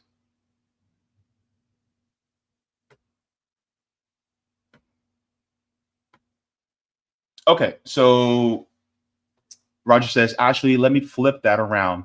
And this is not defending Fitty, but it's making you understand his mentality. He didn't forget what he came from. It's just that he understood that the way he came up, it's a dog-eat-dog world, and the weak get left behind. No one gave him a chance. He had to take it, and it leaves his mentality cold. All you got to do is take a look at how he treats his baby mama and son. Oh, yeah, that's terrible, by the way. I understand that. It's just now, I don't want to make it sound as if they were completely innocent also. However, yes, it lacks humility, but I think it's because he didn't forget where he came from why he feels he must keep having that attitude of making moves. That go-getter mentality, that ruthless mentality, that ain't no one going to hand you anything because no one handed him anything. No one left out. He realized anything you want, then you got to take it. Only the strong survive in these streets of Queens, New York, and it's the business-minded who stay out in the street. Now, don't go yelling at me, James. I'm just making you understand his mentality, because I know a lot of cats here that are like that. 50 was never a worker. He never worked for anyone. So how could any of us expect him to understand? He didn't beg nobody for money. He straight up robbed them. By the way, you got to check out the documentary of the real 50 Cent from Albany Projects, Brooklyn, that Curtis Jackson named himself after. This dude used to rob all the rappers back in the 80s. He ultimately met his end when they all teamed up, but nobody was off limits. Matter of fact, bring up Eric B. and Rakim Paid in Full album right now and look at the back cover. Now the guy in the picture that is kneeling down towards the ground, is that the original 50 Cent. He robbed just about almost everybody in that picture. He was robbing all the rappers of the time, like Big Daddy Kane, Houdini, everybody in Brooklyn. He was robbing the pimps and the hustlers and the drug dealers and the store clerks. There's a documentary about him called Get Rich or Die Trying. You should check it out. Okay. And then scroll up to Saturday Screenings Corner of Larry. There's a new kid on the block competing against YouTube called Civil. Yeah, I saw that a little bit. I want to check it out, but I don't know. If it's something worthwhile, but hopefully they got their stuff together. There was a politics channel that me and Sabby were getting into, and Sabby was able to start, but they were having problems getting me signed up, and I just gave up. I think it was called Politics TV. I gave up. It was just like, nah, you guys aren't worth it. There's so much a headache. And yeah, Sela says Greek yogurt has probiotics, which is very good for gut and digestion. Yes. And Jeanette says there's a vegan Greek yogurt and vegan sour cream. I tried the yogurt, not sour cream. Okay. Marlo says, so he unhealed trauma, okay, but he have money equals access to treatment. And that real heal deal now. So I don't have sympathy. Once you get past a certain tax bracket, you're responsible for your own in a different way. Yep, that's also true too. I mean, it's not like he's suffering for healthcare. All right.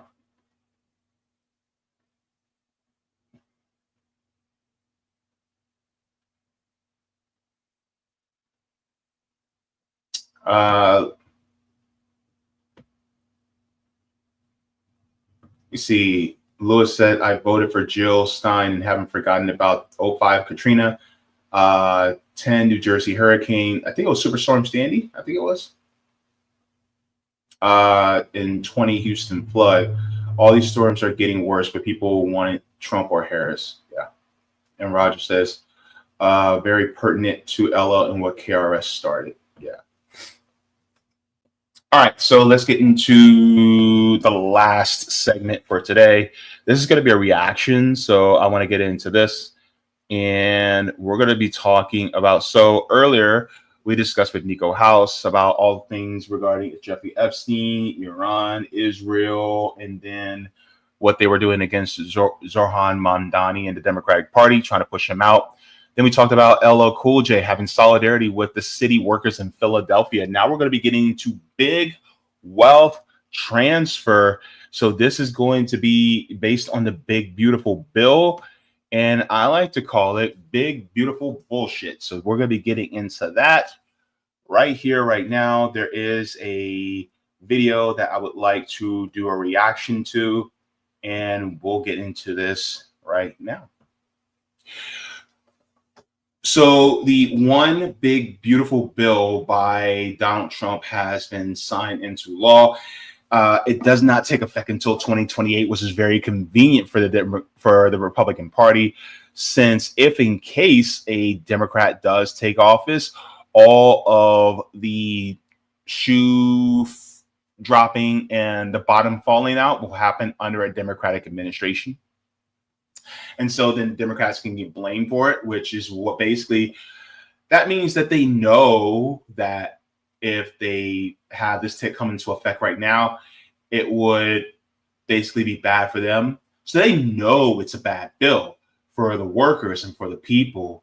And so that's why they're delaying it till 2028, because if the benefits are so good, then why don't they have it take effect in January 1st of 2026? Because that means that it would implicate and be bad for the Republicans in 2028. But we're not just talking about that. We're talking about the wealth transfer. So a lot of times people who are especially, conservatives, and I'm talking about the big name conservatives, will talk about, oh, we can't have a massive transfer of wealth because that's socialism. Meanwhile, they are still for a transfer of wealth. They're just for a transfer of wealth for going towards the money hoarders, aka the CEOs, the corporate dictators, the parasite class, and whatnot. I want to react to this video by More Perfect Union because I think it's really important for us to really litigate what Trump is doing against the working class, really against his base. And this is actually going to be counter to what Donald Trump has stated that he would do for the working class. Donald Trump has tried to communicate to his base that he's for the working class, for the forgotten man, right? When in reality, he was just bullshitting you. And that bullshitting you is really no different than what a Joe Biden or Kamala Harris would do. This is why I talk about how both parties are really just really one and the same. They're a uniparty. They actually do not care about the workers. They both get paid by the same boss, that is the billionaire class. And so their job is to make sure that the wealth and the resources stay in the hands of these extremely rich people. And so this is why bills like the Big Beautiful Bill, the One Big Beautiful Bill, are tailored towards them. And the same thing, for people like Joe Biden, like for instance, he kept the Trump tax cuts, most of the Trump tax cuts, going even after he took office in 2020. Think about Barack Obama, who kept a lot of the Bush tax cuts in 2008. And so it's going to continue to have this upward wealth transfer. And who is going to be left, holding the pile of doo-doo in their hands is going to be people like you and me. And so I want people who have voted for Trump to realize that he is no different than the Democrats. And you're going to be suffering even more. It's just one side is going to be pointing the finger at the other side, even though they both are doing the same things. So let's get into this. And this is titled How the Big Beautiful Bill Will Transfer Trillions from Workers to Wall Street. All right, let's get into it. Guessing game? You got snacks. It's cool. Hey, you guys want to play a guessing game? You got snacks. It's cool. Hey, you guys want to play a guessing game? I'm all right. Okay. I wish I had some prizes. I'm at this strawberry festival in Ohio, and I'm asking a question that most Americans get wrong. The CEO of Lowe's, the hardware store, how much more do you think he makes compared to the average Lowe's worker who is helping you find the screwdrivers or whatever? 3 times. 3 times more? 3. Also 3. Okay. How much more do we think the CEO of McDonald's made than his workers last year? I'm going to say 9. The CEO of McDonald's made 1,212 times what his average worker made. 557 times more, 410 times more than the average Home Depot worker. Regardless of their politics, there's one thing that most Americans agree on. CEOs make way too much money. I'm a paycheck to paycheck woman. It's not fair. I'm a laundry lady. I make less than $15 an hour. I was a manager at McDonald's. Okay, so you've seen it from the inside. Unfortunately, yeah. But it wasn't always this way. If you go back to even just the mid-1960s, CEOs were making about 20 times as much as their workers. So let's stop there for a second. Let's have this juxtaposition. So they were making 20 times, right? Even then, does a CEO literally make 20 times? Do they literally do 20 times more work than their average worker?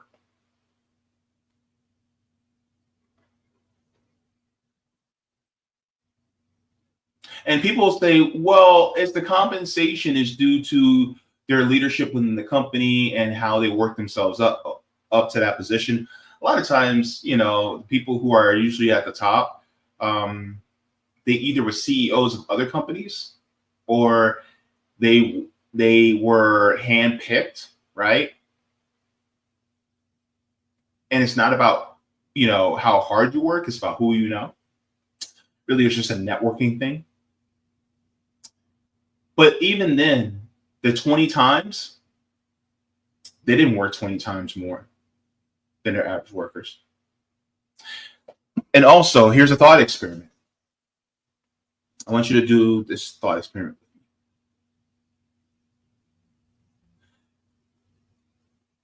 If I'm a CEO of a company,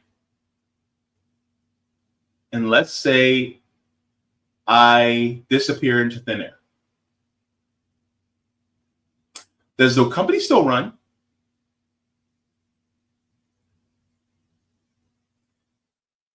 Okay, there you go. It still runs, right? Now, let's reverse it.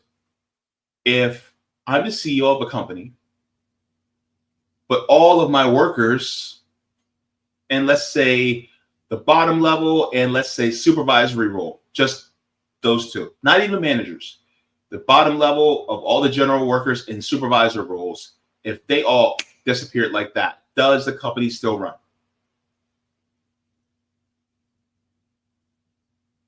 So who's more essential?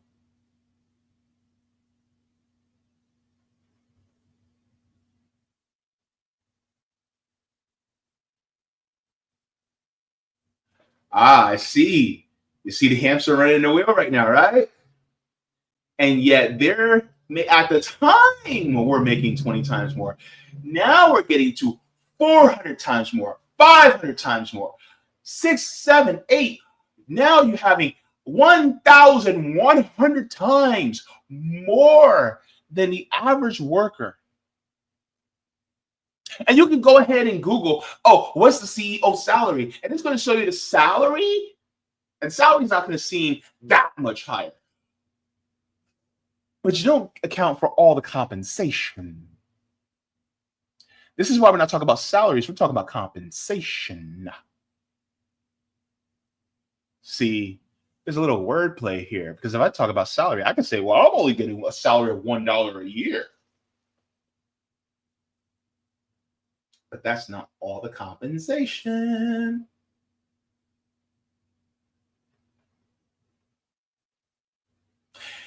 Let's say hypothetically, I work for an apartment complex, right? And in that apartment complex, I do a leasing office and things like that. But number one, my rent is free. Number two, they give me a card, and with that card, it's an expense account. So I can pay for groceries. I can pay for also, by the way, the apartment also pays for my utilities, including internet and cable. Then on top of that, they also will automatically pay for my car note, gas, maintenance.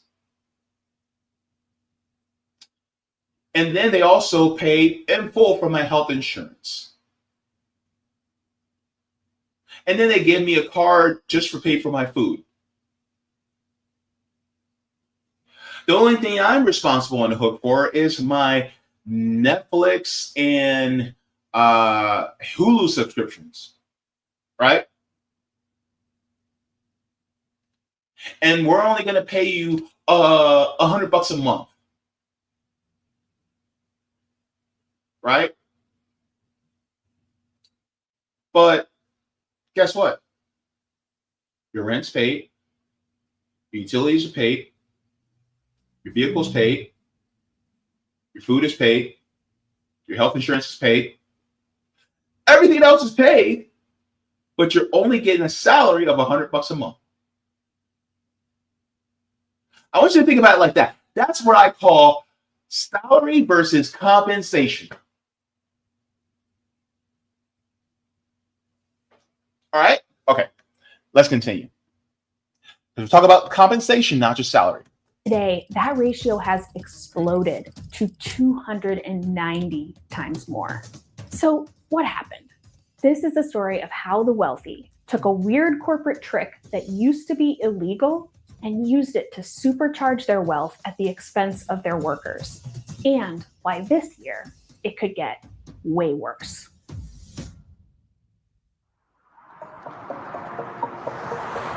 Slap them for good luck. Felix Allen used to work at Lowe's Home Improvement in New Orleans. I started at $12 an hour. Straight up, there have been people who were alive, when Martin Luther King Jr. was working on the Poor People's Campaign, working at our store, making less than $15 an hour. Those figures track with what most Lowe's workers make nationwide, about $33,000 a year. The company's CEO made 557 times more in 2023. And we're going to be great. One thing that became frustrating pretty quickly was understaffing. Often there were too many customers and not enough people in red vests. It's stressful. It wears on you. It's not just Lowe's. Workers at Home Depot, CVS, and Starbucks also say that understaffing is endemic nationwide. But all these companies are super profitable. I mean, wouldn't it make sense for them to just have enough staff scheduled on the floor to help their customers? So hang on, let me share this with y'all because I think this is important. Okay. So the thing is, especially when it comes to these companies, there we go. Hang on. Wouldn't it make sense for them? All right. So if you look at this, these companies make record profits, and people go, well, if they're making record profits, then why don't they just hire more people or also pay their employees more?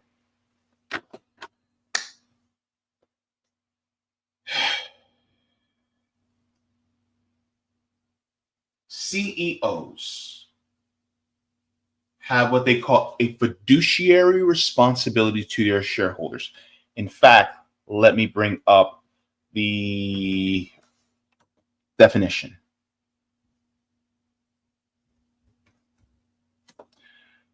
Okay, so let me share this with you guys.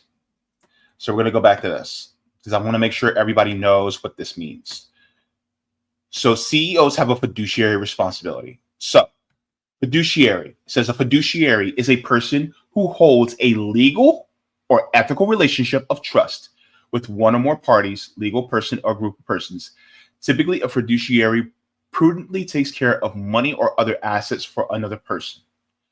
So they have a fiduciary responsibility to their shareholders, meaning that CEOs, by law, which means it's systemic, by law, have to increase profits year over year for the company, for the shareholders, not the workers, the shareholders.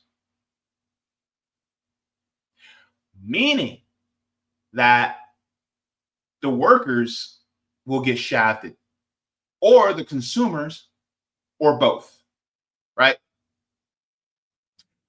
So that's what it means by fiduciary responsibility. They have to create more profit for the shareholders.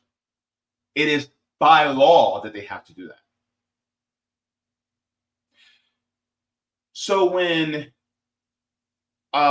there's no way to increase profit, let's say they have the largest market share possible, right? They've saturated the market. What's the next step once you saturate it in the market?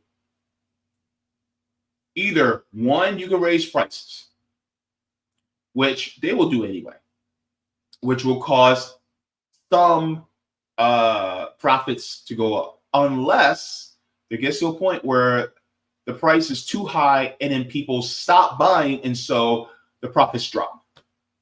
So that's a balance that they have to work on. Another thing is, as well as investment in the company, right? That investment in the company goes away. So investment in things like security measures, safety measures, things like that, that keeps us from getting harmed, right? That goes out the window because that's money, the extra money they don't have to spend, right? Especially for things for workers. Another thing is that the workers also get cuts. Not only their hours get cut, pay either gets cut or stagnant. Less workers are hired, so therefore more money stays in the hands of the shareholders. And also benefits get cut, like health insurance, dental, things like that. So all of that together means that that leftover money that's not going to the workers, it goes to who? The shareholders. Because the CEO has a fiduciary responsibility to make sure the shareholders get more money year over year. They have to grow the company. Like, you can't just go, okay, we gained 3.3% in profits last year, and so we're keeping the same profits that we gained last year, but we didn't go up. We didn't go down, but we didn't go up. We're just breaking even. You can't do that. You can't. That's because you're now going against the law as a CEO. So in order to not go against the law, what you're going to have to do, you're going to have to cut. And if you cut the workers, guess what? You can cut them to the point. But here's the problem. If you cut the workers too much, then more workers are going to leave, which means it's going to hinder the business a little bit, which means that profits may fall. So then instead of cutting workers, you make sure they stay as low as possible as far as the pay scale. And you also make sure you operate them at a skeleton crew, which means as little workers as possible. Once you thin that out as much as you possibly can, then you go for the next people. Supervisors. You start to cut them. Or you'll put a worker in a supervisory role without the pay. Right? Then, after you thin that out, then who you go to next? You go to the managers. You start cutting that out. That's what they call trimming the fat. And this is trimming the fat is not necessarily because the company's trying to survive. No, the company's actually thriving. It's just that the workers are getting shafted so that the shareholders get more money. Because their greedy ass isn't satisfied with last year's dividend check being a couple of $100,000. No. They need that thing to go up to $150,000 or $200,000 because it has to grow. That's the way it works. And so when you see the top 1% getting richer and richer year over year, it's because they're squeezing more money out of people like you and me in order to give more money to the people who are already rich, the shareholders. And so they're squeezing that as much out as they possibly can.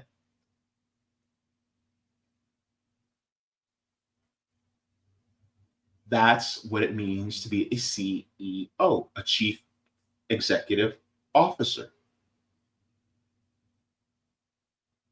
And that's what it means to have a fiduciary responsibility to your shareholders.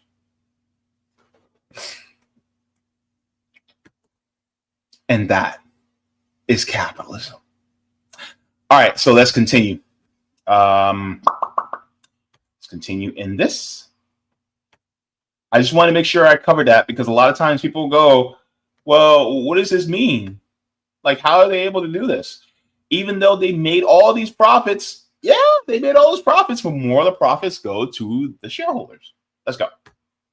To just have enough staff scheduled on the floor to help their customers? No. That's just good business, right? Well, it used to be.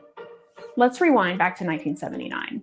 That's when Lowe's graduated from a single North Carolina hardware store to a nationwide chain with a listing on the New York Stock Exchange. Back then, the CEO of a company like Lowe's basically had three options for what to do with their profits. They could put them back into the business, maybe open some new stores, or invest in some fancy inventory software. They might use some of it to reward all of those new shareholders with a payment called a dividend. Maybe they use it to invest in their workers, pay for them to learn a new skill, or at least hire enough of them at a high enough wage to help their existing customers. Or maybe they do a little bit of all three. Remember this chart? This is the era that we're talking about. The gap between the average big company CEO and their typical worker was about 25-1. Corporations were largely reinvesting in their innovation process, and in some cases, because of strong unions, paying their workers living wages. But then something. Hang on. Now, that reinvesting, right, into the company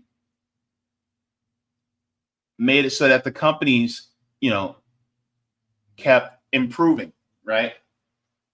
They kept getting better and better. This is going to sound weird, but stay with me here.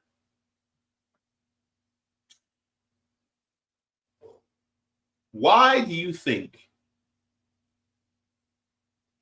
every single time we turn up and look, another movie is either a remake or another series in a franchise?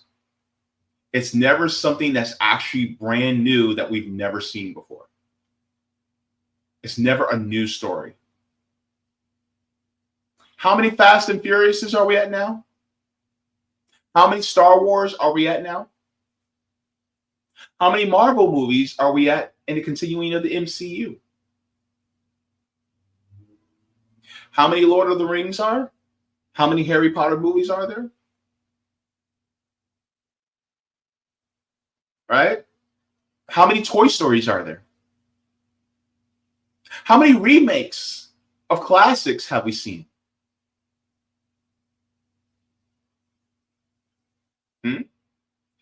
Because that money isn't getting reinvested into new stories. It's now getting recycled because they don't want to take the risk, because the risk means that they may end up losing, which means the shareholders don't want to take a risk to lose any money. Even though those stories would be a risk. Let's go to music. How many of us complain that music ain't the way it used to be? Right? Even the old heads in hip hop are like, man, these artists ain't shit no more. Why? Because they recycle the same thing over and over and over. Because the people at the top, the record executives and their shareholders, have to keep pumping out the same thing because they want to keep it safe, because they know it's a guaranteed amount of money that they can keep getting. They don't want to take risks. They don't want those risks at all. And so there's no true reinvestment into the companies. Also, that reinvestment means investing in your workers, but they don't want to do that either. All right. I'll talk enough. Let's continue. Things shifted in American corporate culture. It would eventually lead to the explosion of CEO pay that we've seen since then. It was a complete revolution in the way American companies were run. There's a scene in the 1991 Danny DeVito movie, Other People's Money, that actually does a pretty good job showing this new way of thinking. Make the stockholders richer. Are you going to liquidate New England Wire and Cable? And if so, what about the people who work here? Danny DeVito plays a corporate raider who is trying to convince the shareholders of a small New England cable company to sell him their shares so that they can cash out when he liquidates the company.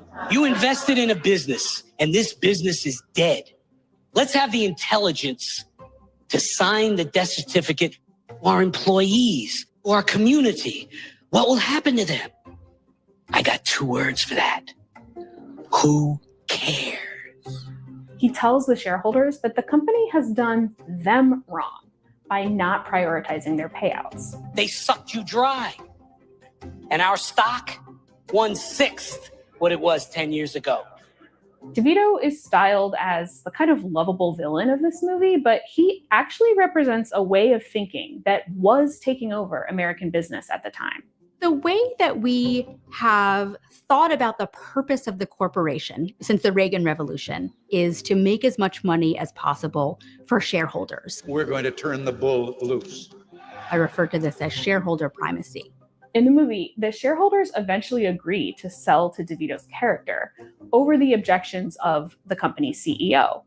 In real life, shareholders found a way to make sure that CEOs always put their interest above everybody else's. Called the fiduciary responsibility to their shareholders, which means they're legally liable and responsible to make sure that profits continue to rise year over year. So they are bound by law to make sure that shareholders keep getting more money. It is a systemic problem. It does not mean an individual solution. It means that an individual solution will not work. You need systemic change. Instead of paying CEOs a salary in cash, like workers at the rest of the company, start paying them in company stock. The idea spread like wildfire. Well, if one CEO starts to be paid in this new structure and you see their compensation go up very rapidly, that's going to spread very quickly across the entire ecosystem. It's like keeping up with the Joneses. Something else happened when CEOs started getting paid in. So now they're getting paid in stock. Remember what I said. We're not focusing on salary. We're talking about complete and total compensation. Remember when I gave the example of working at a leasing office for an apartment complex, right? I may only be making $100 a month in salary, but all these other things are provided for me, right? By the way, these companies also have expense accounts, right? Where it's not going to the paychecks, it's not going into the bank accounts of these CEOs, but the company has a credit card with their bank, and they issue that credit card to the people in the corporation for them to use, right? So now they're not spending their own money, they're spending the company's money because they're on company time, right? Even though they're using that money to be able to do some things. And even then, they have that stock. Well, they can take that stock and they can either sell some shares or they can go to an insurance company and, do whatever business they do with the insurance company. And the insurance company gives them a check based on their stock. And they can use that insurance money instead. So they're actually not using any company money. Oh my gosh. Nasty game. Company stock. And it goes a long way towards explaining why companies like Lowe's won't schedule enough workers to help customers or pay their employees like Felix a living wage. Remember those 3 options that Lowe's and other companies used to have for what to do with their profits? Well, in 1982, right before CEO pay started to really take off, they added a 4th option, buying shares of the company's stock. Here's how it works. Let's say each share of Lowe's stock sells for $100 on the open market.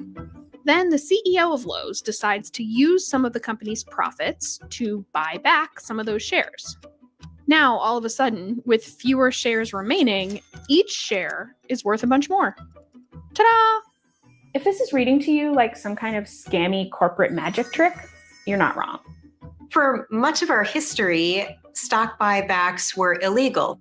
The lawyers of big companies knew that a company could be accused of manipulating its market price if it went ahead and did stock buybacks. That changed when Ronald Reagan was elected in 1980 on a platform of deregulation, and he picked a Wall Street executive to be the head of the SEC. And that SEC chair decided that allowing stock buybacks would help companies that wanted to enrich their executives and their shareholders without really having to do anything to improve their performance. The Schoolhouse Rock theory of investing holds that in order for a company's stock price to go up, they have to actually do something, like increasing their pollution. I mean, their sales. Looks as if their sales are going up sky high. Better call my broker and tell him to buy. But with buybacks, corporations can raise their stock price without actually doing anything. So basically, they're getting something for nothing. Isn't that what they accuse those of us socialists of doing? Kind of funny how they do that. Every accusation is a confession, really.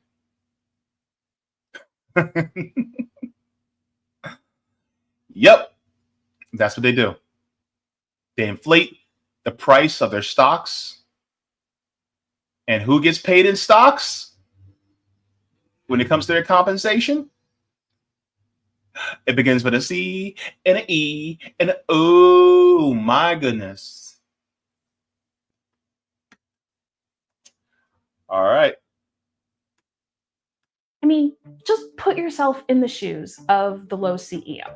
Nearly 80% of your annual pay is in company stock, and you get a $3 million bonus if the stock price hits a certain level. Your workers created nearly $7 billion in profits last year. What do you do with the money? Use it to make a bunch of your part-time workers full-time so they can help customers? Got to pay the shareholders their dividends. Don't want to get fired. Use it to pay your employees a living wage so they stick with the company longer. Or use it to do a massive stock buyback, which literally makes the shares that you own worth more and ensures that you get that $3 million bonus. Why wouldn't they? If you put an incentive structure in place where CEOs legally manipulate the market price of the stock that directly and indirectly affects their own compensation, why wouldn't they? They can inflate their own paychecks without having to do anything to improve company performance. Oh my goodness. So this is why companies are just big piles of dookie. And so therefore you go, well, they're not doing anything special. How are they making all this much more money? Well, because they're buying their stocks and inflating their stock price artificially. This is what they're doing. And so now, what do we have? We have CEOs making hundreds of thousands of dollars more than their average worker, millions of dollars more than their average workers. They're making thousands of times more than them. And the money doesn't go to the workers. The money actually goes straight to the people at the top.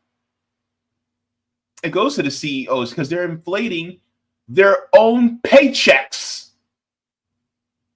They're inflating their paychecks without doing a damn thing extra to make it so that the company works better. They're not actually performing. They're doing the bare minimum and then getting paid more for it. What does that sound like to you?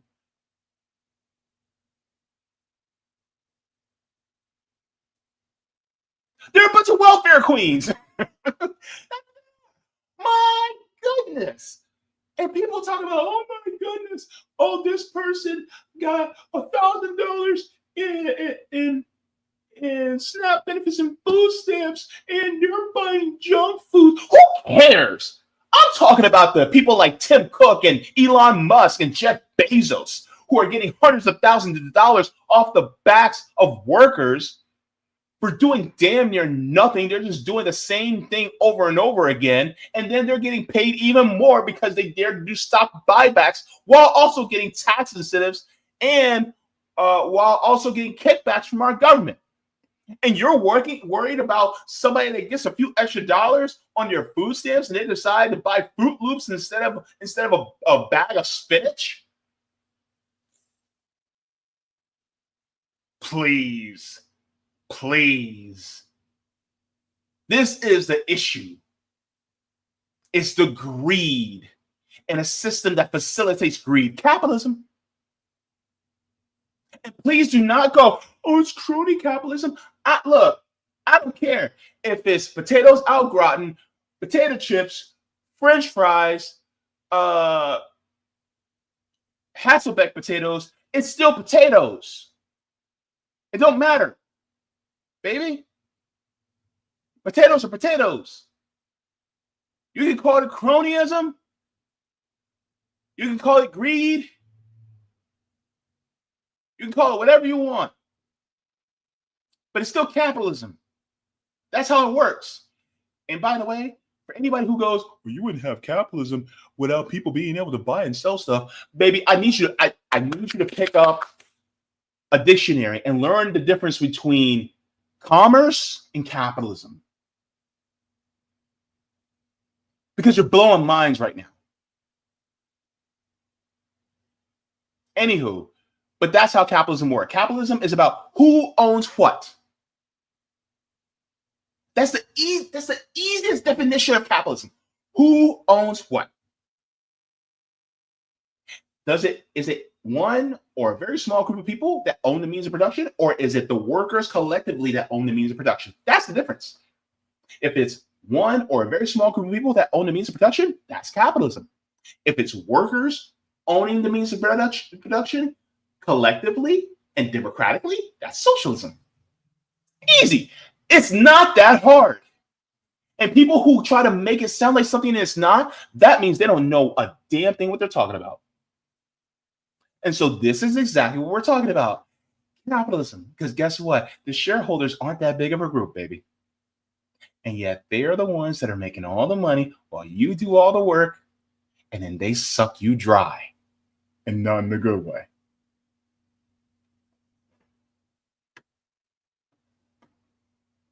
Sorry, I didn't mean to say it like that, but the way my mind goes, baby.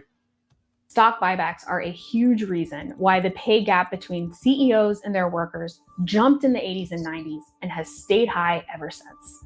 You've seen consistently companies like Lowe's or Walmart or Starbucks where workers have been organizing. They have billions of dollars going out the door in stock buybacks. They say they cannot afford to pay their workers even a very, very low basic wage. They're literally buying back their own stocks. It's hard for me to understand, but it's clear that if they're doing that, they got some coin to throw around and they're getting paid however many hundreds of dollars per hour. And yet, my coworker who has worked at Lowe's for 20 years is making less than 15. I mean, it's almost like laughable. It's obviously incredibly offensive. When companies started paying their CEOs in stock, it helped kickstart a massive nationwide transfer of wealth from workers to CEOs and shareholders. More recently, that wealth transfer has gone into overdrive thanks to one specific law. Another huge turning point was the 2017 tax reform. The biggest tax cut, biggest reform of all time. Now, as Trump and the Republicans are working overtime to make these tax cuts permanent in his big, beautiful bill, it's easy to see how it'll supercharge this wealth transfer from workers to CEOs, because we already have all the evidence. The biggest giveaway in that 2017 reform was the slashing of the corporate tax rate from 35 to 21%. This change gave corporations a huge amount of cash to throw around. Company leaders promised that they would use their windfalls from that tax cut and funnel it almost immediately into workers' hands through wage increases and bonuses. Where you're going to start seeing a lot more money in your paycheck. Well, what happened after that bill was passed? A handful of companies gave some modest bonuses, but then that was it. Can you guess what they did instead? It's not just a big year for earnings. You know, it's a big year for buybacks. Are expected to hit a record $1 trillion this year. Companies announcing big share buyback programs along with their earnings reports. Of course, the irony of it being named the Tax Cuts and Jobs Act is that very, very little of these savings went to the workforce. You know, many people, including myself, were predicting that we would see buybacks as a main way that companies were utilizing the gains, but we saw it in levels that I didn't even expect. It really changed the norm for stock buyback spending. When we did a big tax cut and when they took the money and did buybacks, that's not building a hangar, that's not buying aircraft, that's not doing the kind of things that I want them to do. We didn't think we would have had to restrict it because we thought they would have known better. Clearly. Hold up, wait one cotton picking minute. You mean to tell me this dipshit didn't realize, oh, well, we thought they were reinvesting. They were to give it to the workers.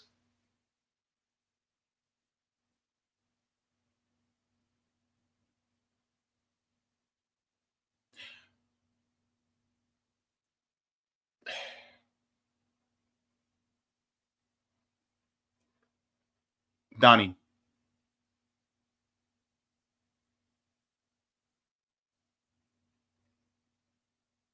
You're lying. You knew exactly what they would do. Do we look like Boo Boo the Fool to you? We knew exactly what you were going to do. And then Joe Biden decided to keep a lot of the tax cuts that you implemented. Listen, this is why both parties are trash. Because they play plausible deniability whenever it comes to screwing us over. They will say, well, we didn't know. When in reality, you could have just done it differently. You could have instead, you could have just did this. And this is a shot in the dark, but whatever. Instead of doing some big tax break, right? And cutting the corporate tax rate because you're trying to do it through the companies. Why don't you do it through reverse? Why don't you do an economic stimulus? Send out checks to every person from 16 years old and up who make below $250,000 a year. And send them a hefty check. $2,000, $3,000 check, right? Just send it out to everybody, every single person, right? The corporations will get that money regardless because people are going to spend the money. But instead, you went top down, and it does not trickle down to the people. There's no osmosis between the money going to the top and then coming down to the rest of us, right? The money will go up, but it will never go down. So Donald Trump is playing in your face. and saying, well, we didn't know this was going to happen. Dude, you are a CEO. You have been a CEO, and you know exactly how CEOs operate. And therefore, you knew this was going to happen. See, people like me, I trust a snake to be a snake. And Donald Trump, he makes it seem like he's more of a bumbling idiot, but he's not actually idiotic. Trump is actually a pretty smart guy. The problem is he's a smart guy who has bad ethics, morals, and morally repugnant, and he does not give a damn about anybody else but himself and the people within his tax bracket. He doesn't care about you. He doesn't care about me. He doesn't care about kids. Like, for instance, the only reason why Trump says, I want more babies to be born is because he wants more workers to be exploited under his buddies and himself. That's it. He doesn't actually care about life. This is why both parties are trash. Have you been listening?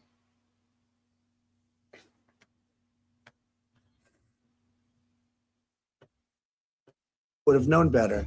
Clearly, they don't know better. And even if we take Trump at his word here that he didn't know companies were going to do all these buybacks with their tax savings, it raises a really important question. Why is he about to run the exact same play? Trump's big, beautiful bill gives corporations another massive tax cut, but it doesn't put any limits on buybacks or tax them more aggressively, which was something that one of his own cabinet members, Marco Rubio, floated back in 2019. We do want to create a preference for reinvesting it back into your business to increase productivity, innovation. And do you want to guess why Rubio's buybacks tax isn't on the table this time around? Because days after he merely suggested it, Wall Street investors and their protectors in Congress threw a proper little fit. One investment advisor told CNBC it was part of a war on wealth. Another called it an attack on democracy in a Financial Times op-ed. I'm not sure what the problem is we're trying to solve here. Yes, there have been stock buybacks too. I just don't get this, the alarm over a perfectly normal, healthy aspect of a market economy. Legislators saying we know better how to deploy corporate capital than the managers in the business. Fast forward 6 years. We know how to employ capital as matters of business. I'm not gonna go through this entire thing, but ultimately, well, hell, I'm almost done. Let's continue. But the thing is like people who are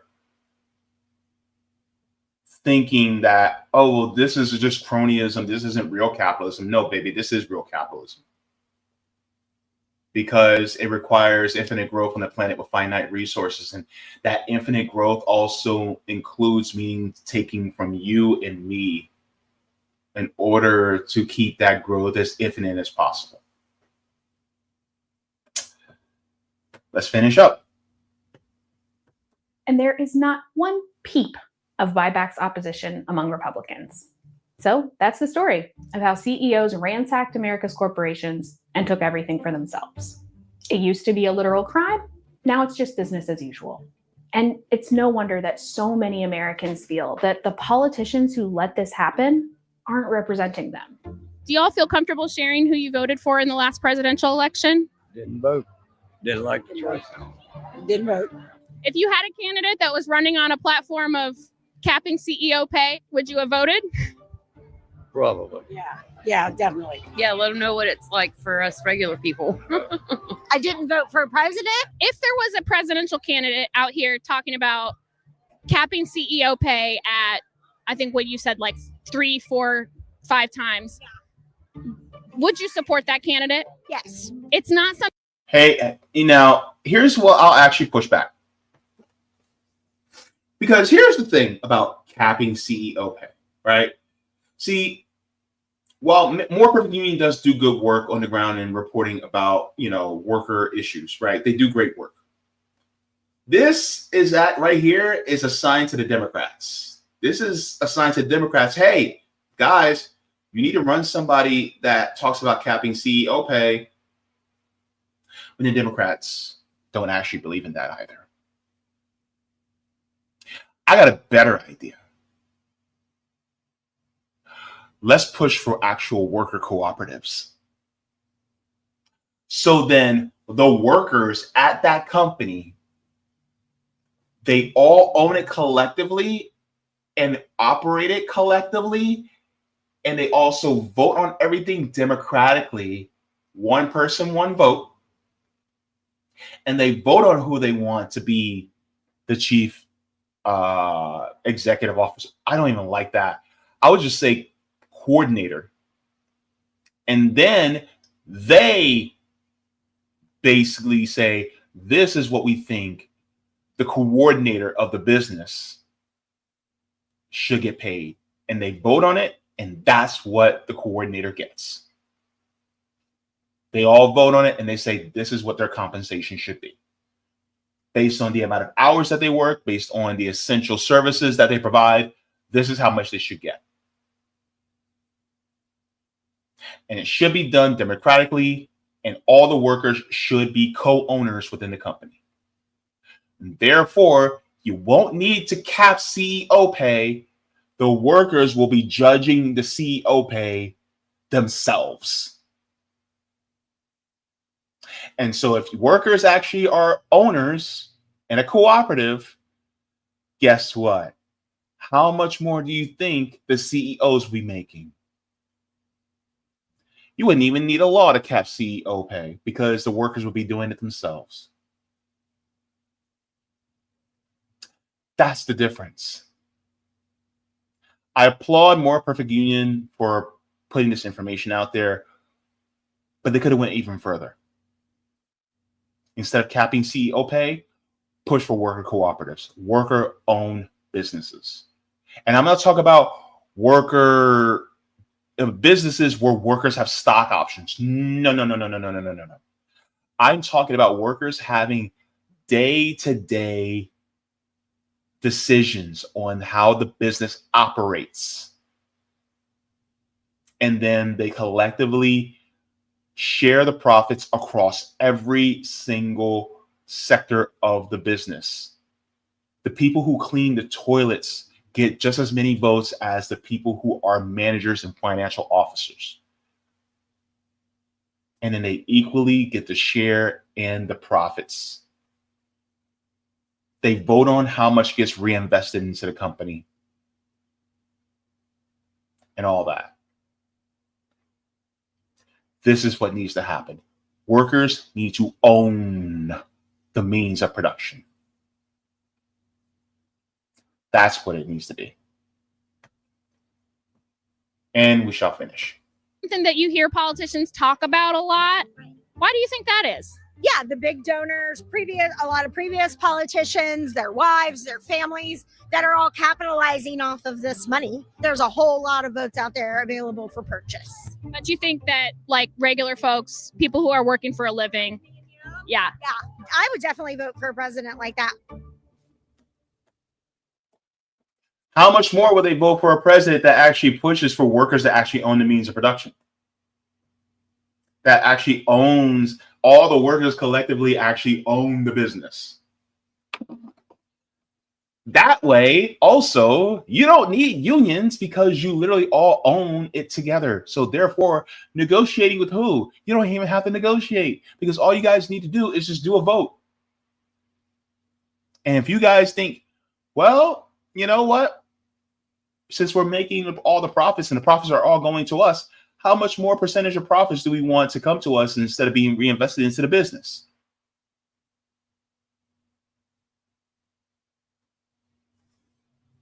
That means it puts more power in the workers' hands.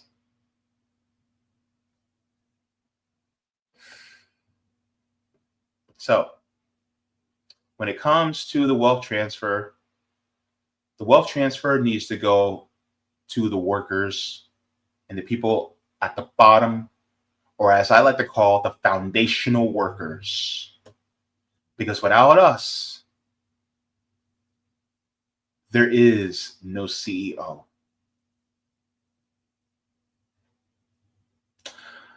Let's get into the comments, baby. Woo! This was a good show. All right. All right. Looks like we're good on the Rockfin side. I'm sorry, not Rockfin, Rumble side. All right. We're good there. Let's get into this. All right.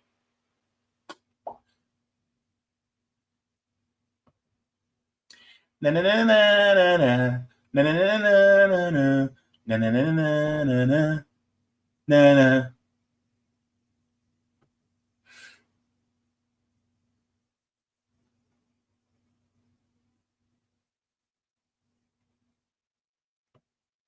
Sensei says, I heard that one business owner of a large company noticed they made more profits after raising wages. Consumers have more money. They buy more of everything. That is also true, because the thing is, like, when workers start to make more, they start to spend more.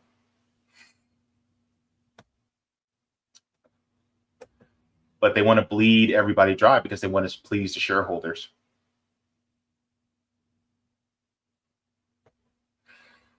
Rondo says, because they don't want to pay for a new IP. Yeah, but at the same time, it's like those new IPs will actually make a lot more money. But they're riding the coattails of old IPs, and now the fervor is no longer there. Roger says, I can't talk today. Talk. Decommodification of the necessities like housing, utilities, healthcare, weapons manufacturing. Oh, thank you for mentioning weapons manufacturing, because we need to decommodify that too. Prisons, while cooperatize the rest in corporate government partnerships. Thank you. Thank you. Edward says, this is why China has been so productive, because they keep reinventing the wheel to help the people.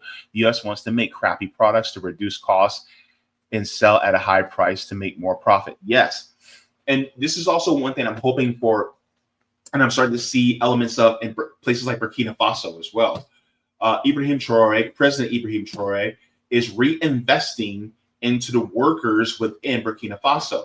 And so he's also taking a cue out of the Thomas Sankara playbook, right? Out of the Kwame Nkrumah playbook of reinvesting into the community. And so therefore, because Burkina Faso is rich in resources, they can do that. And so this is why I'm looking at them very closely. And I want to get somebody on to talk about the AES, the Alliance of the Sahel States, basically. The Sahel States, the alliance, the AES, is basically Burkina Faso, Mali, and Niger. And I want to see how they're developing that even more. I'm actually excited to see more of these African nations claim their own sovereignty, take hold of their own sovereignty and self-determination, and build up their countries themselves. I'm actually excited to see it.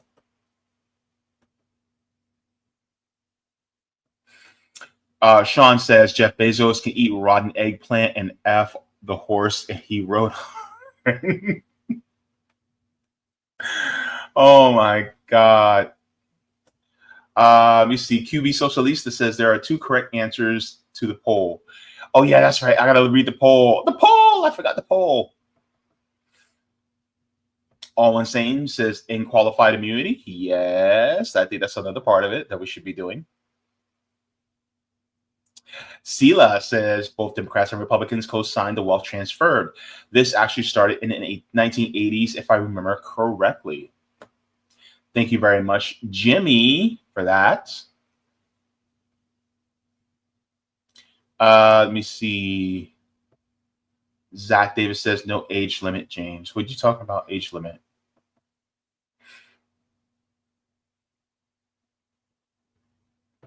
JB, Jay, by the way, you mentioned why UBI is a scam. I honestly think that we should have, universal basic services, but ultimately, the workers should really just own the means of production, and as well as there should be a federal jobs guarantee. So if somebody becomes unemployed, they can get employed by the government to do government services, and they get paid a living wage. And if they want to get back into the private sector, with worker cooperatives, then they can. For the small to medium mom and pop size worker cooperatives, I think they should be subsidized at least for the first decade so that they can make sure that they pay their workers a living wage. And so until things start to really ramp up, but I think that it should be heavily subsidized.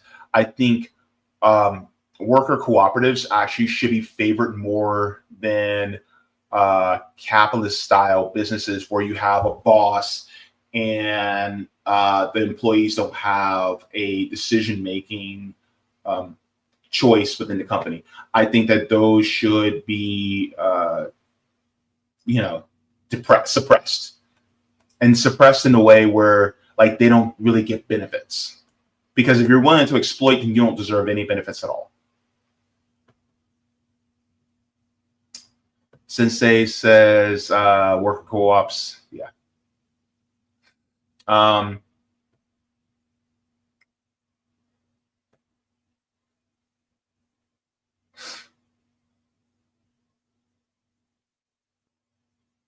me see. Luther says AES mentioned. Yeah, of course. I actually want to get somebody on to talk more about it. I'm just trying to look for more people. I know that there's some people from Black.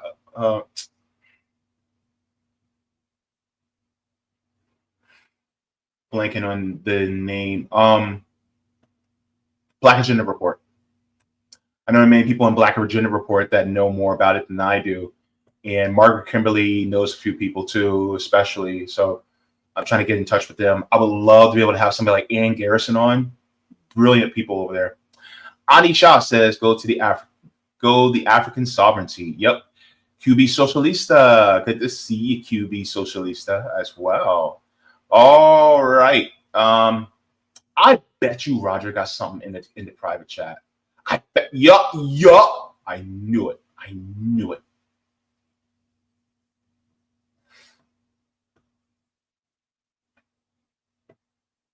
Let's get on that. He didn't even have to prompt me this time. Right? Roger says there was an infrastructure put in place in the decade before Reagan on that Sirota podcast I told you about. Yeah, I forgot I got to finish that. Supreme Court Justice Lewis Powell, Democrat, by the way. There were two people that took advantage of this when in the 1980s came politician Reagan and businessman Jack Welch of General Electric. I remember Jack Welch, wrinkly ass. Yeah. Ugh. Thank you very much for that, Roger. Appreciate it very much. And thank you very much to Bryce for, yes, like, sub, and share. All right. So with that being said, we are done, folks. It has been a show today. Look, I gotta get ready for dinner. I'm gonna have some leftovers. That chili was man.